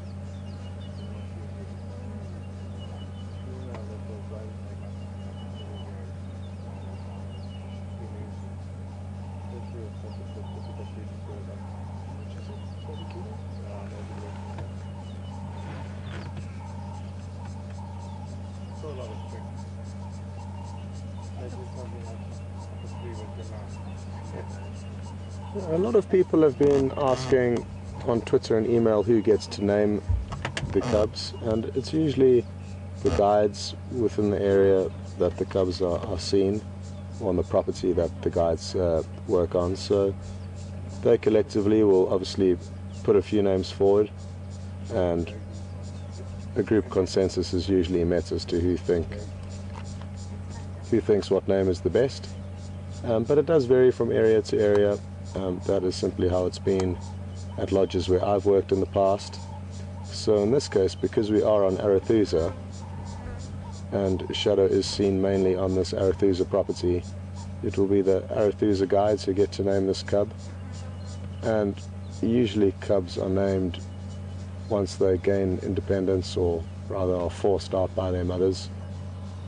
So at around 18 months of age to 2 years, when leopards do start moving off on their own away from their mother, at that stage we could expect a name to be given to the cub. But until then, it will just be called a bantwan, which means a baby in Tsonga, the local language.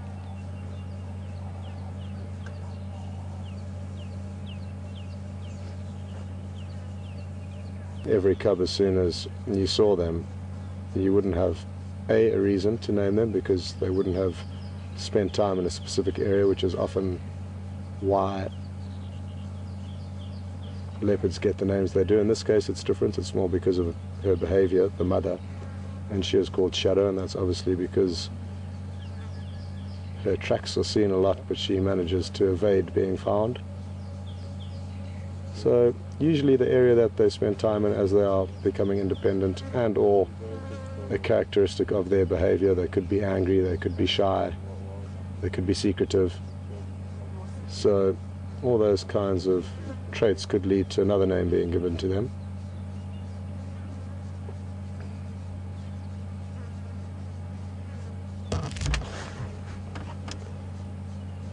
I'm ready to move out as soon as you get up.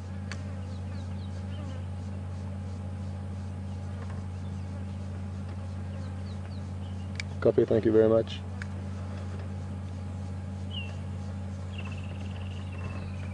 Well, there is now another vehicle that would like to come and have a look, so as soon as they get here. So we'll be leaving in possibly the next 5 or 10 minutes. You'll get here. Hopefully something happens before then, one of them move. If not, it's still been a wonderful sighting, so we can count ourselves lucky to see 2 new leopard that I don't think have been seen since we've started filming here at Djuma.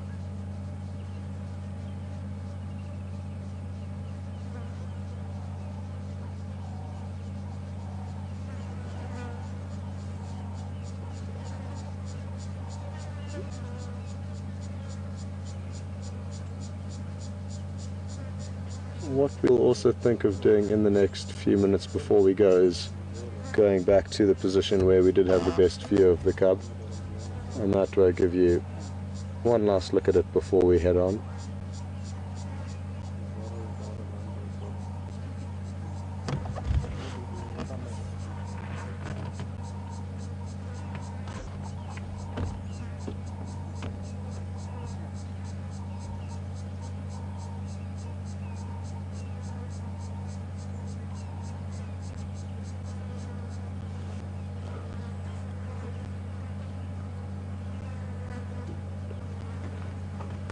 Go ahead. Good for one vehicle of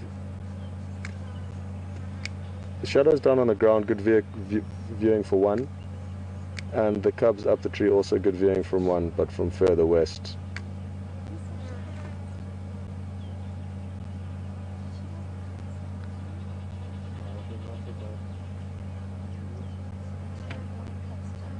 Ja, nice.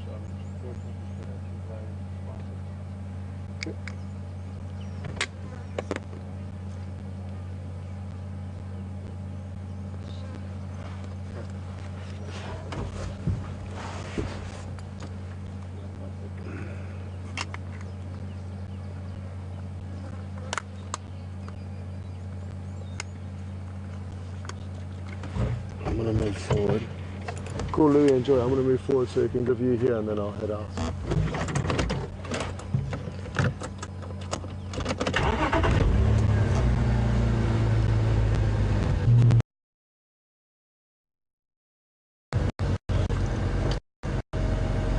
Copy, thanks.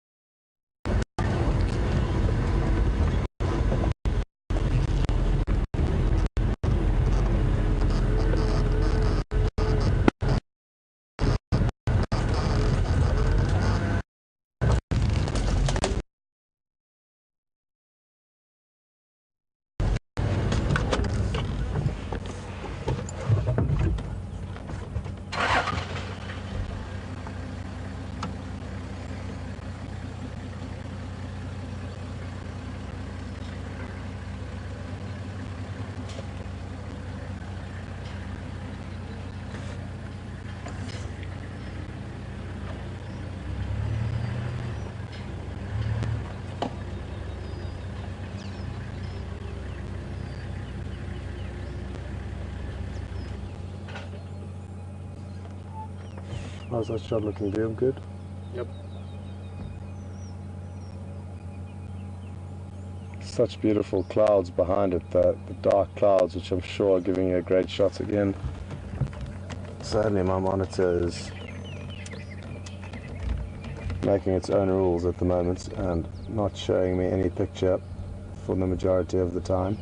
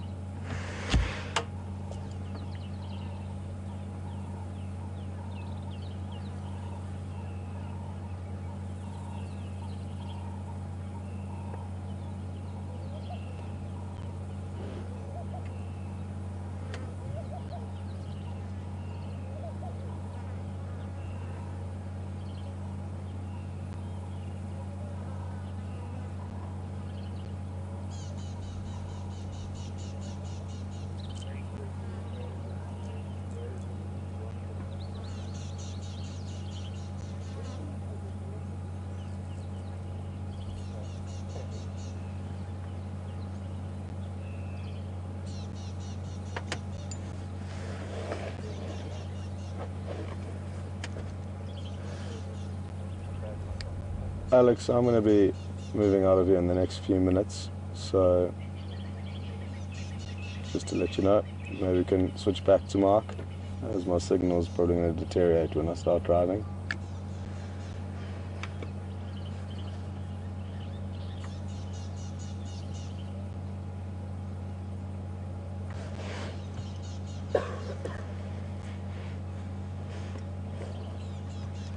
Copy, thanks.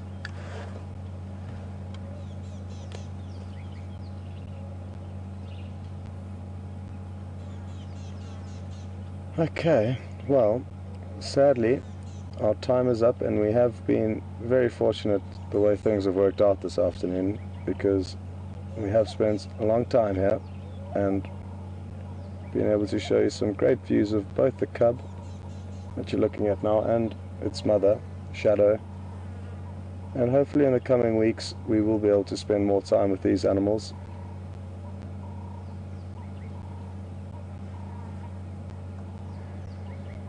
But it is important for us to share the sighting, just as this information was shared with us to come here in the first place, and now we all need to continue this sharing and get as many people to see this wonderful sights as possible. So the next vehicle is nearby, and we've had a great time here, and we're going to start moving. There's a strong chance Alex will cut you back to Mark, because the signal from this area is not very good.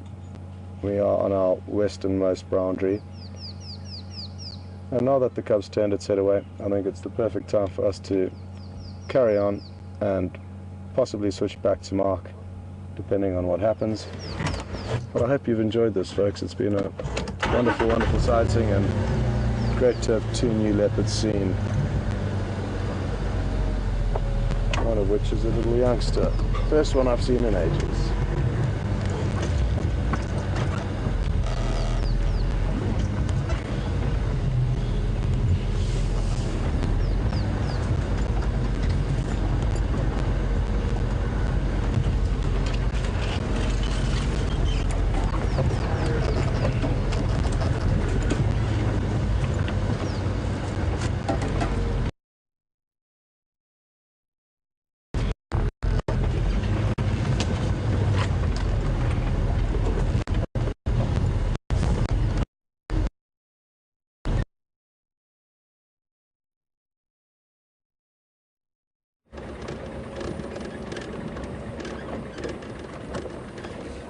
Hi everybody, Brian and I and the thumb have been with 2 bulls that are following the early herd, and I suppose spending at least the last hour with them, we've let the elephant herd get far more east than is feasible to try and follow, because we've got to do so many roads to try and catch up. But the 2 boys are not too far from us. But there's a lot of fresh dung here. Also a couple of pans, a couple of water holes, natural pans that must be quite full now. Right about where we are now. Here's the first one. Haven't been here for 4 years or so, 3. This one's not as much water as I thought, but it has been used as a wallow. Anyways, I'm trying to keep up with these 2 boys. As I say, we spent about an hour with them. They've been feeding, they've done some wonderful displaying, and both of them have come right up to the vehicle and spread their ears and said hello and come to meet us. Another one in a little pan, but that one doesn't have water in. And I'm guessing that these boys now, although they were sparring a little bit earlier, and unfortunately we didn't get that, well, we could sort of see it, but we weren't live. And now they've... Pardon? Yeah, sorry, Mr. Buffalo. I'm not going to disturb your mud bath this afternoon. Hello, Mr. Buffalo. If we stop here, he's going to get up and he's going to run away. So we're going to pretend we didn't see him. Thanks, Brian. But anyway, so these boys suddenly, after sparring a little bit, just tore across the road in front of us and seem to be maybe following this family group, this huge, big family group. I guess we could call them a breeding herd. And they're heading towards the east. I'm guessing that by now they're actually in the Milwaukee River. My guess. And there's some of those sand holes, some of those digging holes where they dig for water. Oh, and I was hoping there's another buffalo. Hello, Squire. All these mud wallows here. There used to be a way that we could get around here out onto Twin Dams Road. Sorry, Mr. Buffalo. See, stop. They disturbed them. We might try and squeeze through here and meet up with these two bulls again. I said, no, it's not a good place to squeeze through. Skirt this little pan and try and head east again.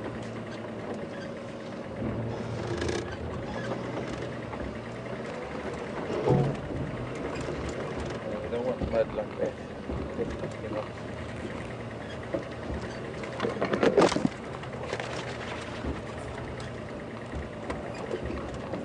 There was even a hyena den here once, not one a long time ago. We didn't really find the den, but we followed, after following elephants and sometimes following the leopards, there were times when we followed hyena in here. I remember following them with a carcass once. We sit and with the kids, with the hyenas. That were all. It was a rainy summer's day. It was very, very wet. And we found these two juveniles. Some remains that one of the adults was brought in.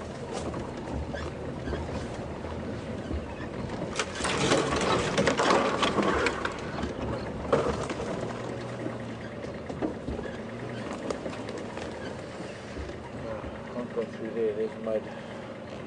Maybe there's that root. This is also an area where over 4.5 years ago, early 2010, not very far from here, probably underneath that marula tree over there, where I know it was Alex and Sebastian. Alex was, and Seb was on camera on the other vehicle. I think it might have been Seb and Tamara. I don't remember who it was, but we had the two vehicles out. We had the Jigger out with the normal camera, but we were also doing a test run on the 3D.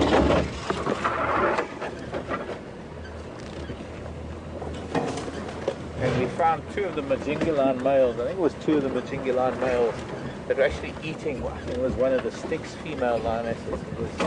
It was quite a grotesque scene, or rather a gruesome scene. Oh, this is buffalo fauna is going to cause havoc.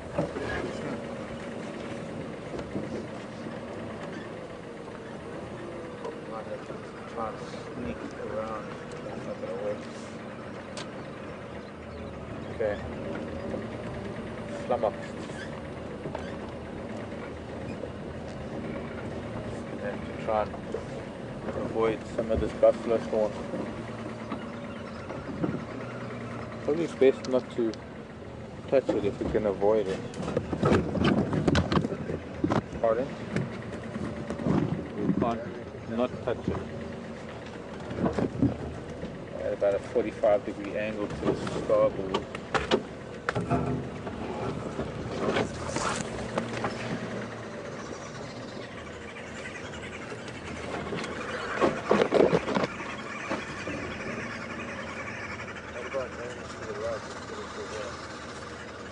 Through there. Okay.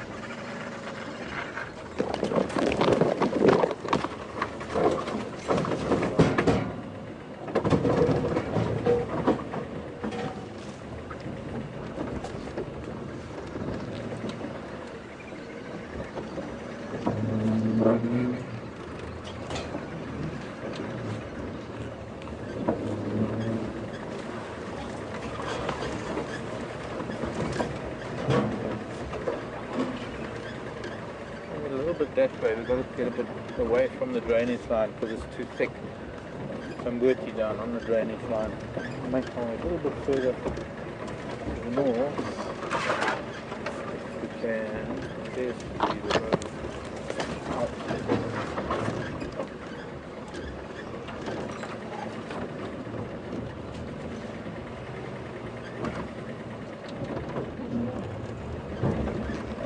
consequence of trying to stay with Ellie's all afternoon. We've managed to do most for the most part. Unfortunately, with them moving, they move a lot faster than I can move under the circumstances. This kind of terrain, this kind of zigzag, what we call you jigger here, jigger there, it's jigger jigger. That's why this is called the jigger. Even if it's a squeaky jigger at the moment. I'm going to fix that. Squeak, squeak.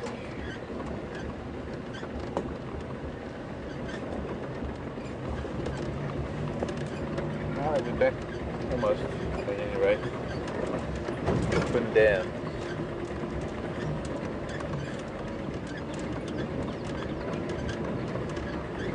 Try and establish where the rest of the herd went.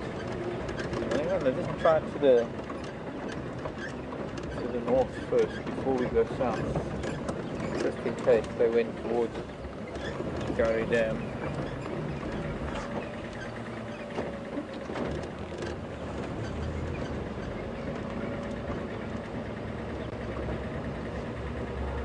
There they are. I just heard them. They are on. Gee, they're still heading east.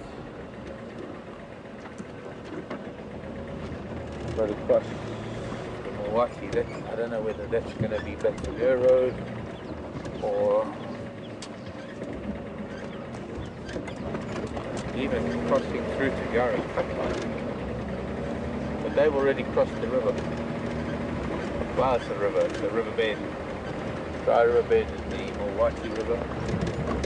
Maybe they crossed somewhere like Chelapan. I've heard a trumpet coming from the east. We're going to investigate.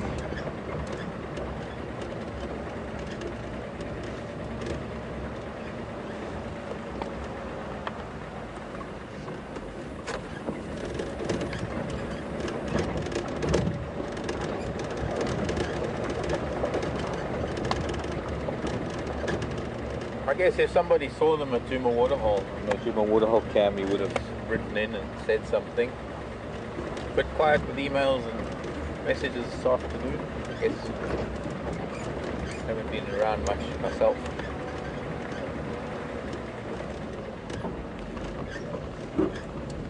How you doing? I'm doing pretty good. Good.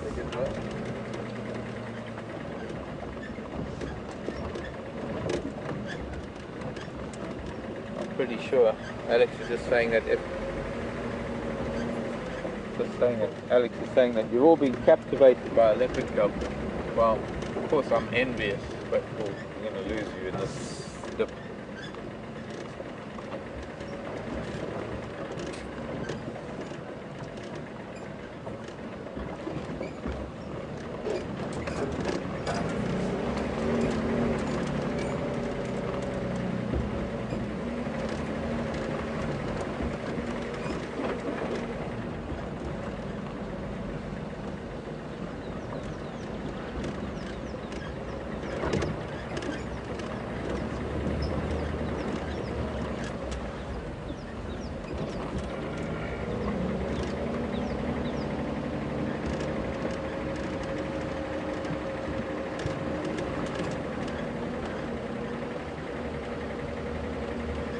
I'm not even sure if it's the same elephant because I'm not seeing any tracks that are crossing Twin Dams Road. Every indication to me is that they might have headed up towards Quarantine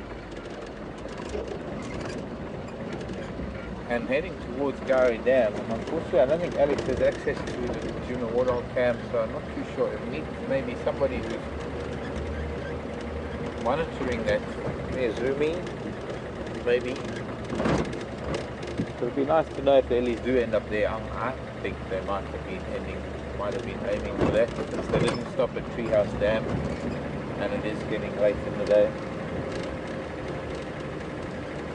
Might be other elephants that are coming up down from the north that I've heard, and I'm wondering if I should maybe just go back to what I know about.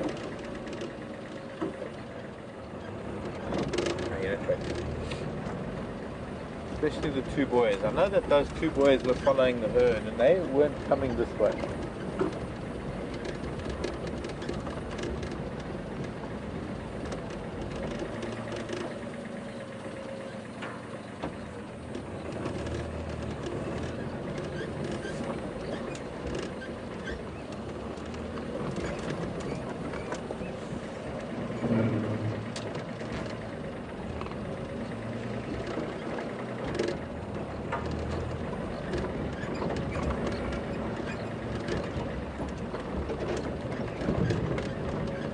Thanks, Claren. Claren's saying no Ellies as yet at Djuma Waterhole, which is good news. If they're still making their way there, we might still be lucky.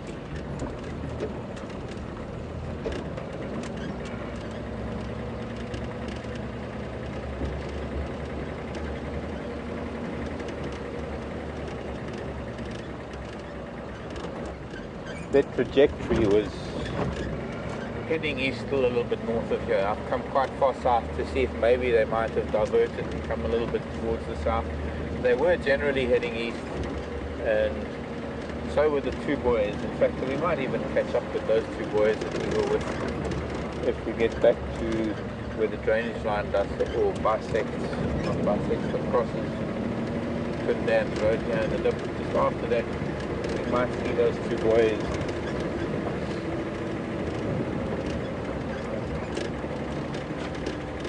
I thought I might have missed the tracks, but I think I'm quite convinced they didn't go south and then around to east of us now.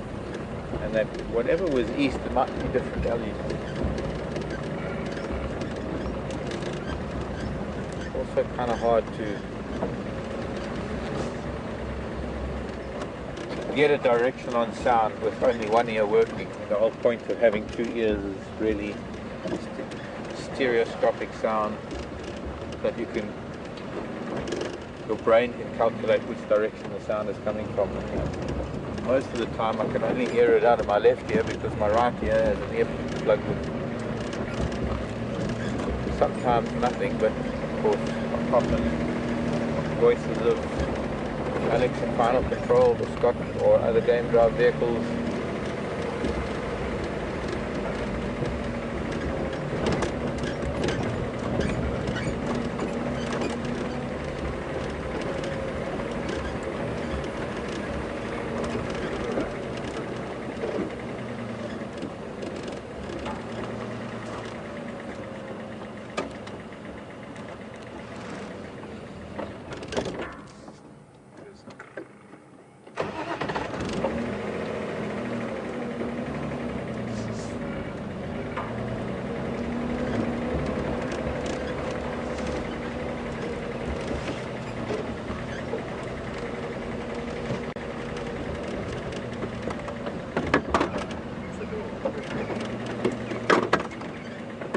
This is gonna bang.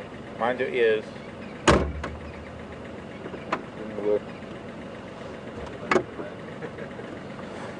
Trying to isolate rattles and squeaks that are developing.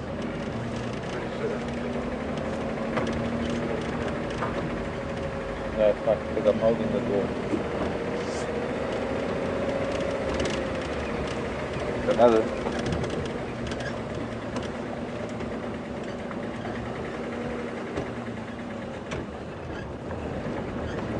Rattle. Not that I've got now. Maybe it is.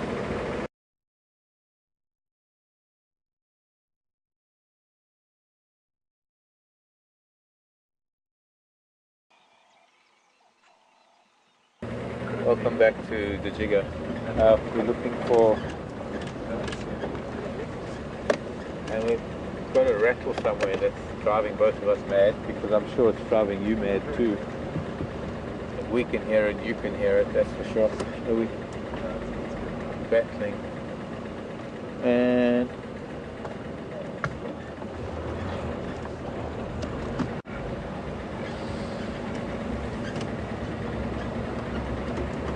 I had a trumpet of elephant further up, but I was quite far east. It might very well be the family that we were following, the big family actually we were following. I've yet to find tracks, he says, looking at tracks. This is where they crossed. So they've gone through. Okay, well now I found the tracks crossing. Well, they're tracks on the road. Some of them are crossing. Maybe we'll still see something. Maybe they're not far. We're trying to keep track of them. The wonderful thing about being an elephant is you have to walk in a straight line. The disadvantage of being in a vehicle is that we have to drive around things and find our own path through the bush, and of course that just takes so much more time than it takes for an elephant to cover the same distance. So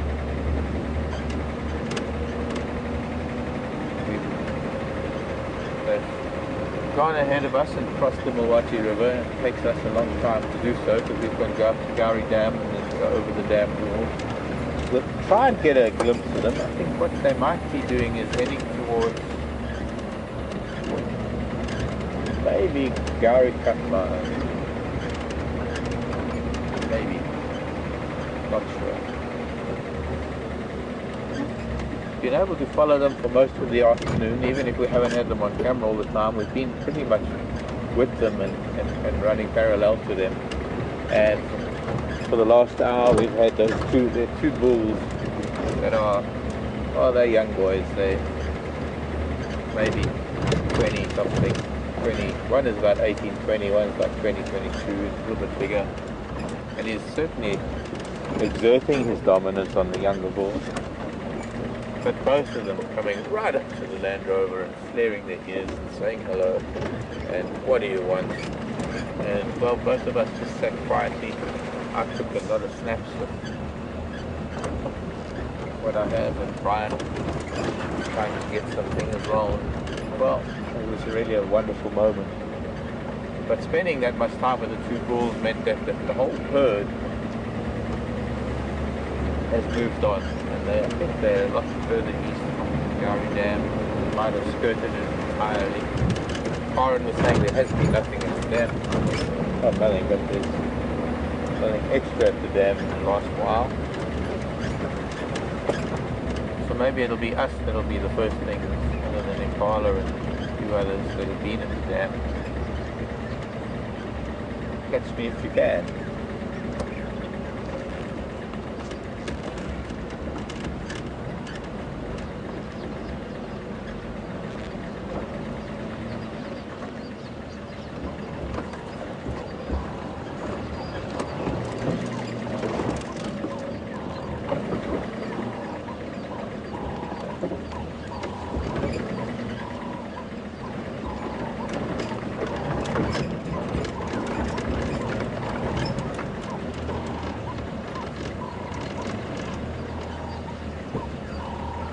What are you looking at, girls?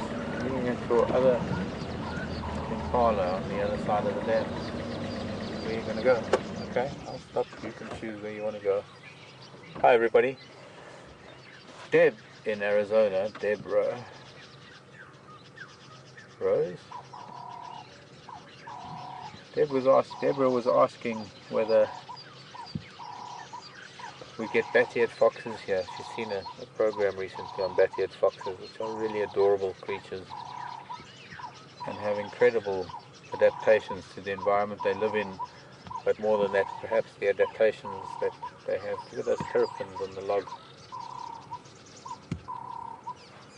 The adaptations they have for living in the environment that they live in and to eat the things that they do. Those huge ears that give them their name, bat-eared foxes, because they really big bat ears. Impala are nervous. They need to cross the dam wall or get to the other side because the rest of the herd is there. So off they go. It's almost like they're running the gauntlet. They don't know what's hiding on either side. And phew, they made it across. Tail wag to say, yeah, I'm here. I'm safe.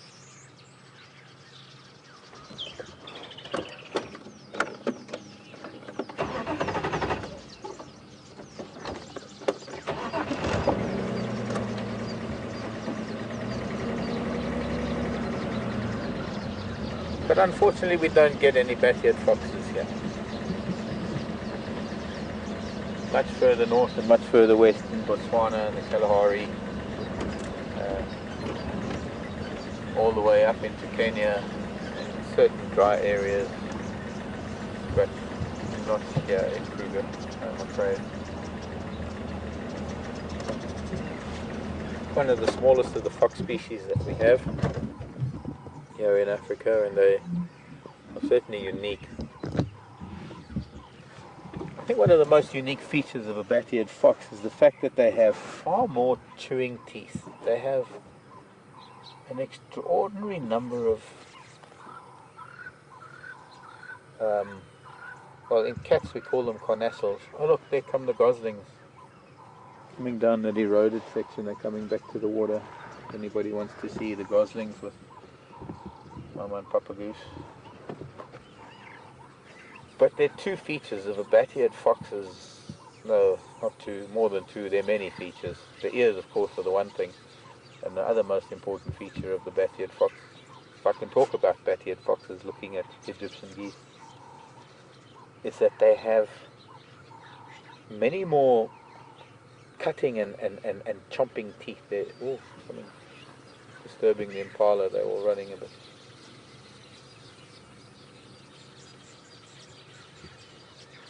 But they've also got an incredible number of muscles in their jaw. Their masseter muscles, their entire jaw makeup is very different to even their closest canine cousins. And that is because, well, they're gifted with the ability to chew probably faster than any other animal on earth.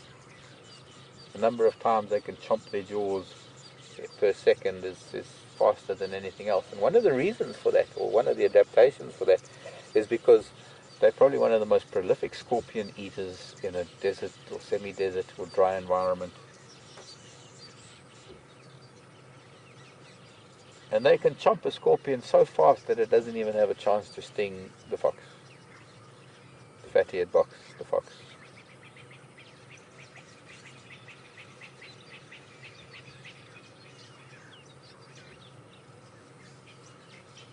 Remarkable little things.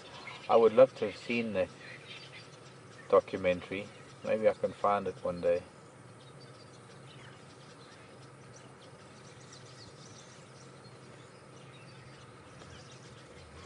We need to also have a look. Hello everybody, if you're looking at us, but through Weaver Nest.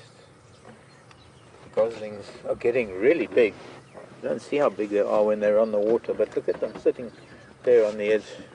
Standing there, they're grooming, preening the edge of the water. They are getting quite big now.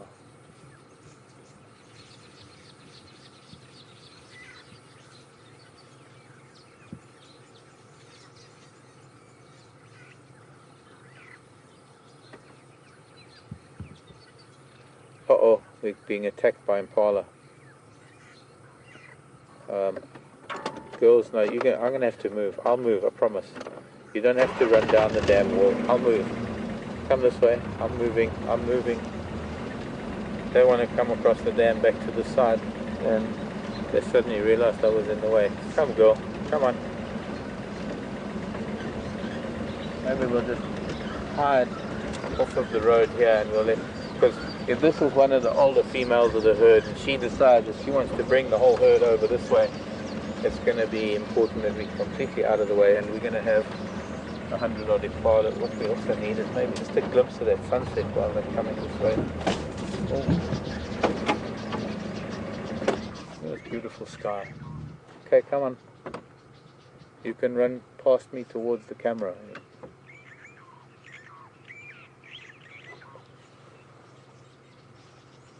Here she comes.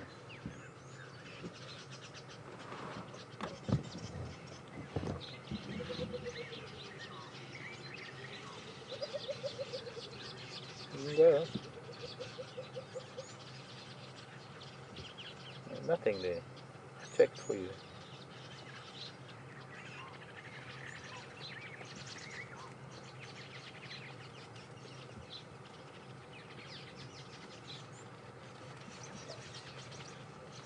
You're now going to have 100 impala come past us. Like a... Yes? No? Well, I'm going to wait here all day for the entire... It's like the rest of them are all quite relaxed. Maybe it was just this lot that wanted to come back. No, they're coming. Oh, they're coming. Here they come.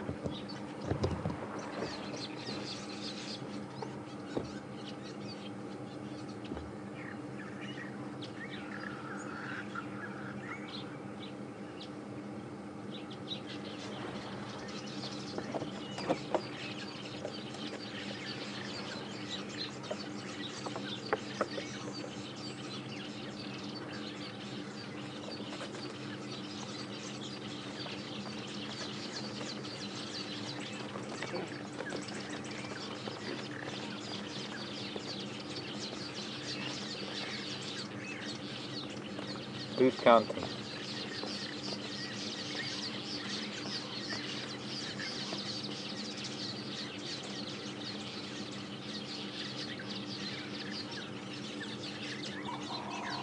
And these old grannies are saying, so what's the rush? What's the panic?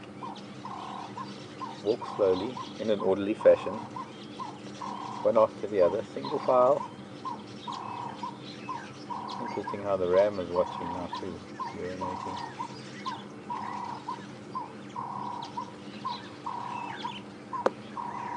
Hello children.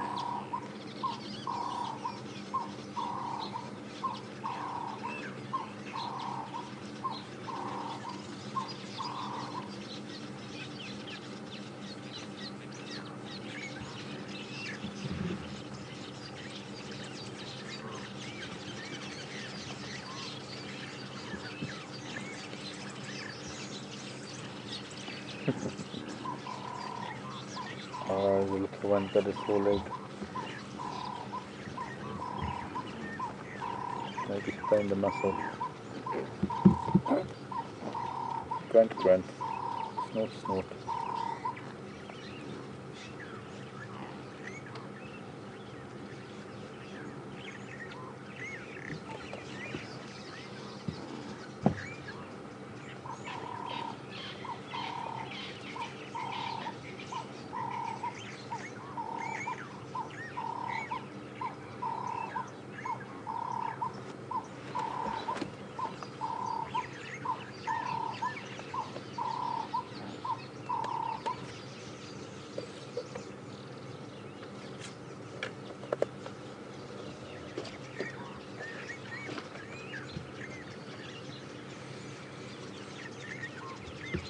I'm not sure you can do that for me, but look at that beautiful cloud up there in the northeast.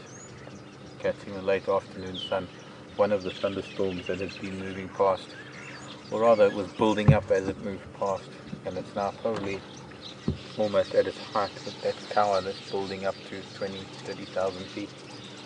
Way in the distance. Probably over Manuleti, in fact. Safe enough, probably, to go across the dam wall. I'm thinking all the impala have crossed now.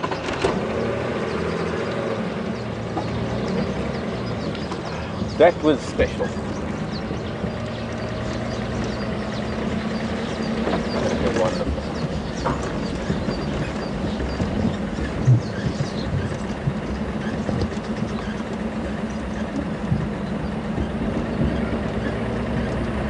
And of course our chances of catching up with elephants right now are probably fair to middling. Still a fair follower on this side.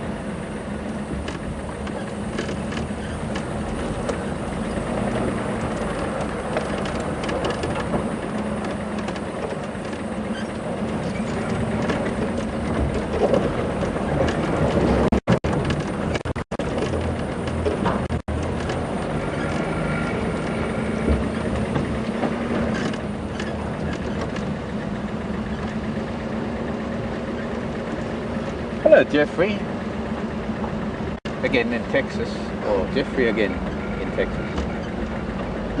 Nice to hear from you again, Jeff. Can I call you Jeff? I don't know how to call you Jeff. But Jeffrey in Texas was asking if we have any bioluminescent creatures here in this part of the world. And we do indeed. In fact, they should be visible around the dam, but unfortunately with artificial light, because there is a bit of a floodlight there. Contrary to popular belief, you're not going to see luminescence in artificial light. You can only see it in darkness. But we have a species of beetle. I think it's about the only thing that we have that produces bioluminescence. Known as a firefly. You call them a lightning bug. And both names are actually erroneous, but both names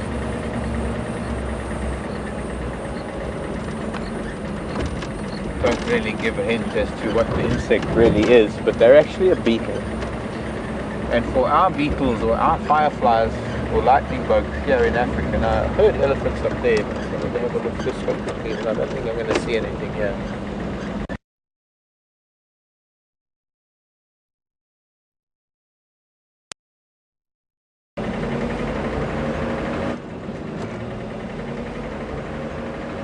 Oh, but before I do that, something very important I have to do and show you.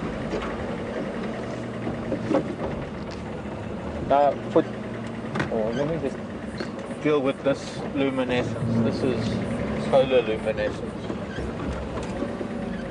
That is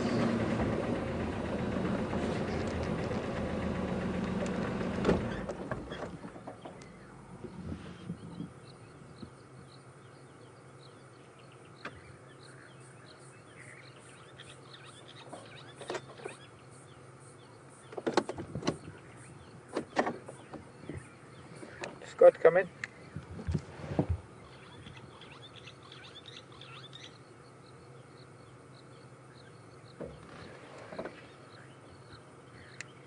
Scott's not copying me. You copy me? Okay, there's an ingwe on Gary Main Weaver's Nest, evidently stalking Marla.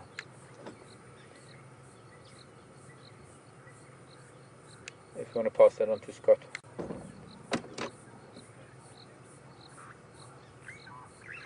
Beautiful sunset.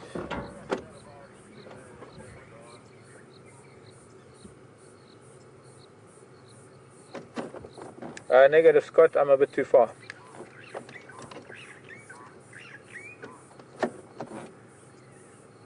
Okay, excellent. Good plan. Joy of two vehicles. Look at that beautiful sunset.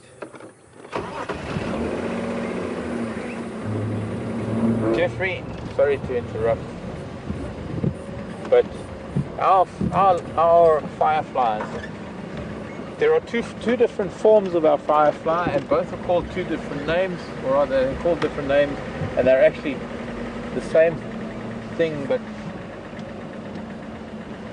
the male appears in one form and the female appears in another form. And we call the male a firefly. He's actually a beetle that produces a flashing bioluminescence in his abdomen. And then there is the female, who actually, strangely enough, never really metamorphoses into an adult beetle. She sort of retains the sort of larval state that she's in, and she produces a permanent bioluminescence that actually attracts the males. The males compete by flashing against each other, and look, there's a scrub here. I think it's the same scrub here we've seen a few times in the early evening. He's just a cat that wants to make hay while the sun shines. Normally a nocturnal animal. Can't wait to get his little jaws on. Hello, scrub here. Lepus.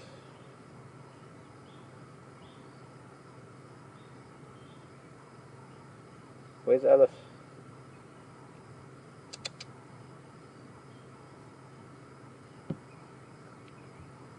Trying to just eat that blade of grass in front of your face so that we can see you clearer. Just that little blade, yeah, that one there at your nose. Just eat that, please. Just munch it.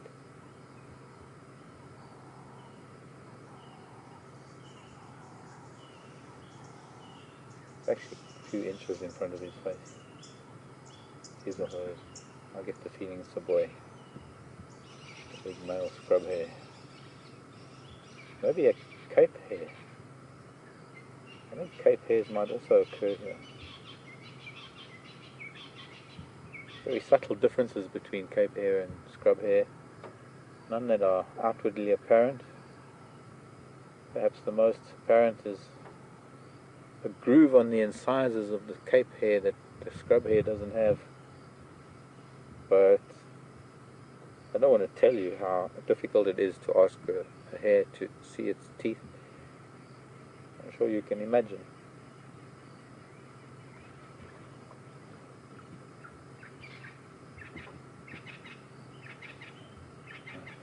Franklin's decided to come and see what we're talking about.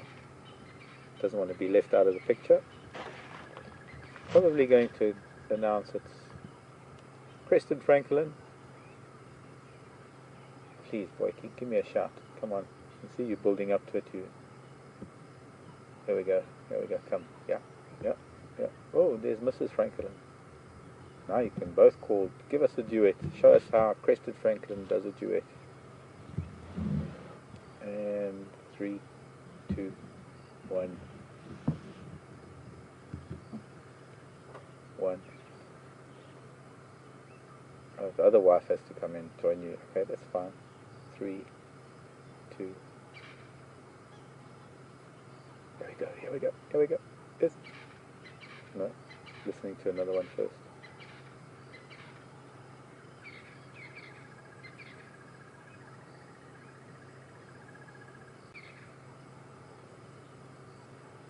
It's important to listen to all your neighbors, to know where they're settling down for the night. It's not so much at this time of the evening, not so much a competition of who can shout the loudest and declare territory, as much as it is actually just being in touch with all your neighbors. And that's gonna throw it all around. Well, it sounds like Scott's got something to close off on, and yeah, I got that. Thanks, Scott. So, and Alex. From the Franklins and the scrub here, I might find an illy again before we close down, but for now I'm going to see what Scott's got for you. I'm going to move on, let the Franklin get to going to bed.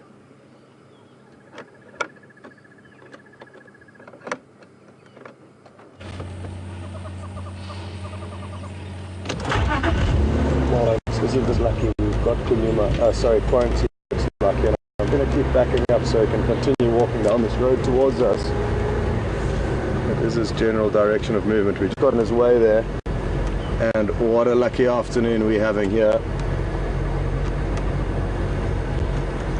2 different adult leopards, and a third being the cub. Just magical. We're just going to keep backing up. Sadly, we are quite close to our boundary, so he could well cross out of the territory that we traverse very shortly.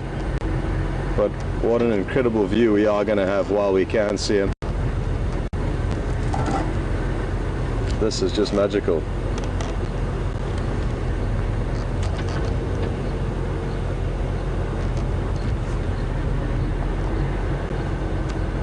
Not often you get the fortune of having a leopard walking straight down the road towards you and being in this fine position that we are. Being able to just back up and show you this frontal view as he paces towards us. Quite spectacular. I wish I could see into my monitor the shot that VM's giving you, but I'm sure it is beautiful. And we've just got about another 20 meters to go before we do get to our southern boundary. And that is important because the sites are coming for us shortly. So let's enjoy it while we can.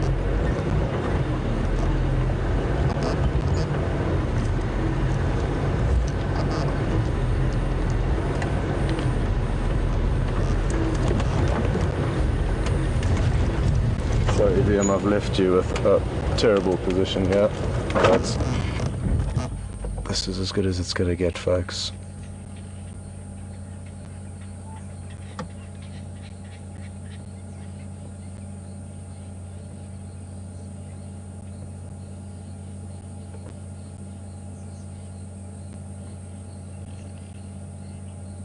This little toilet break is going to allow us a few extra seconds of viewing, which is perfect. And he is in all likelihood going to cross over. There's a road that runs south, and essentially an extension of the road he was walking down, and I'm guessing in all likelihood he will continue there.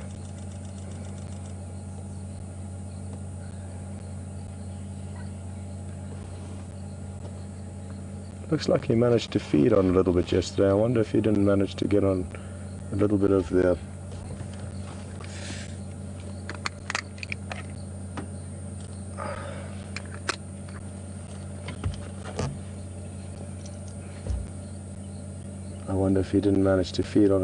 carcass that his brother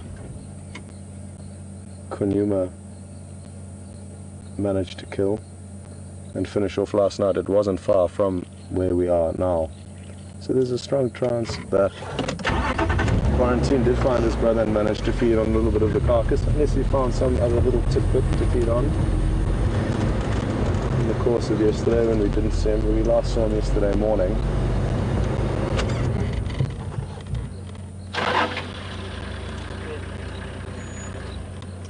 How are you? Very good, how are you doing?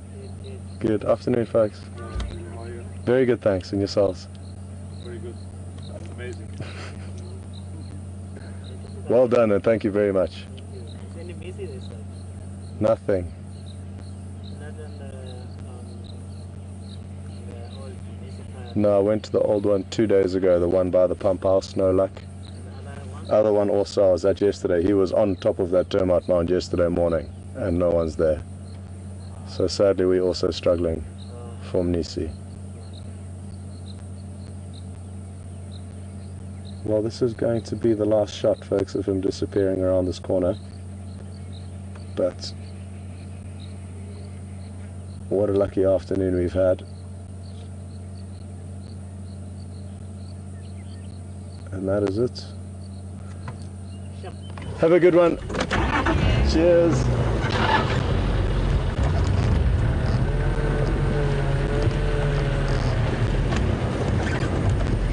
Well, folks, I was really lucky that we managed to get to see quarantine, another sling of same leopard that gave birth to Shadow, the leopard we've just been viewing. So how incredible that we can two different generations from the same mother and the same drive, and even a granddaughter or grandson, whatever the 5-month-old cub was that we were viewing. I'm not sure whether it was male or female. But either way, 3 different generations, 4, I guess, and the three different generations below that. Anyway, lots of leopard this afternoon, and between that and what sounded like a wonderful elephant sighting with Mark, and I heard a lot of impala around Djuma Dam. So all in all, we've had another wonderful afternoon here on Djuma and Arathusa in the Sabi Sands. It really is a spectacular wilderness area, and when things are going well here, it's hard to beat the game viewing that we are fortunate enough to see in this area. And that's what makes it such a popular destination for safari goers. It is probably the most visited reserve in terms of privately owned lodges that are typically the higher end, but very, very popular high-end safari destination. The Sabi Sands has become over the years, and that is thanks to the incredible sightings that we are blessed with in this area.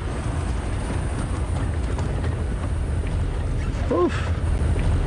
Oof. Wow. I really didn't expect to see another leopard. Myself and VM thought we were going to be heading back to the camp this evening, or slowly towards the research center, without too much along the way, and lo and behold, another leopard.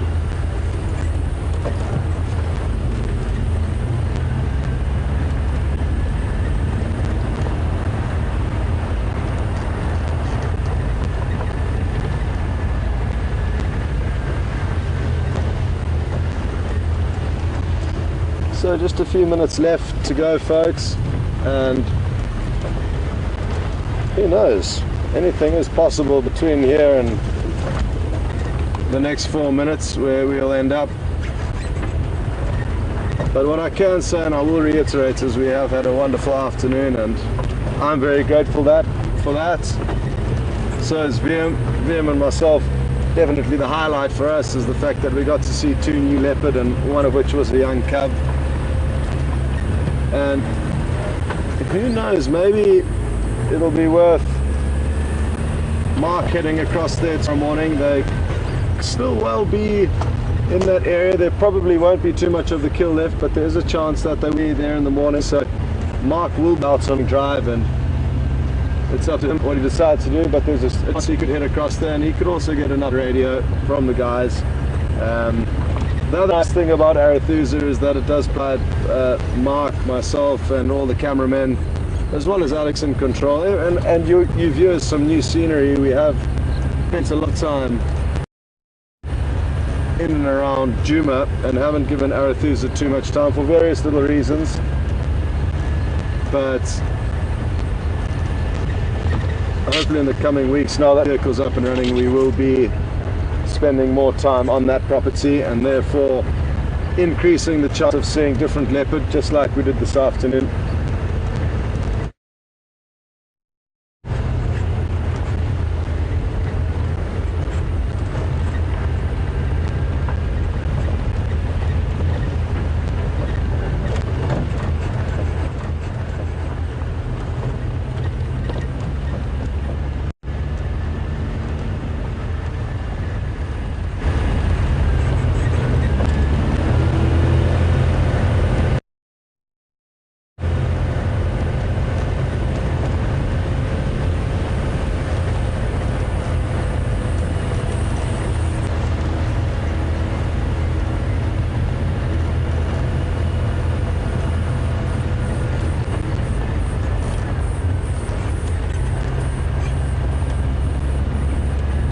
There's some elephant tracks in the road, but I think this is where Mark could have been potentially earlier, or it may have been a different herd. I did see some vehicle tracks that had maneuvered around, obviously to position the vehicle accordingly.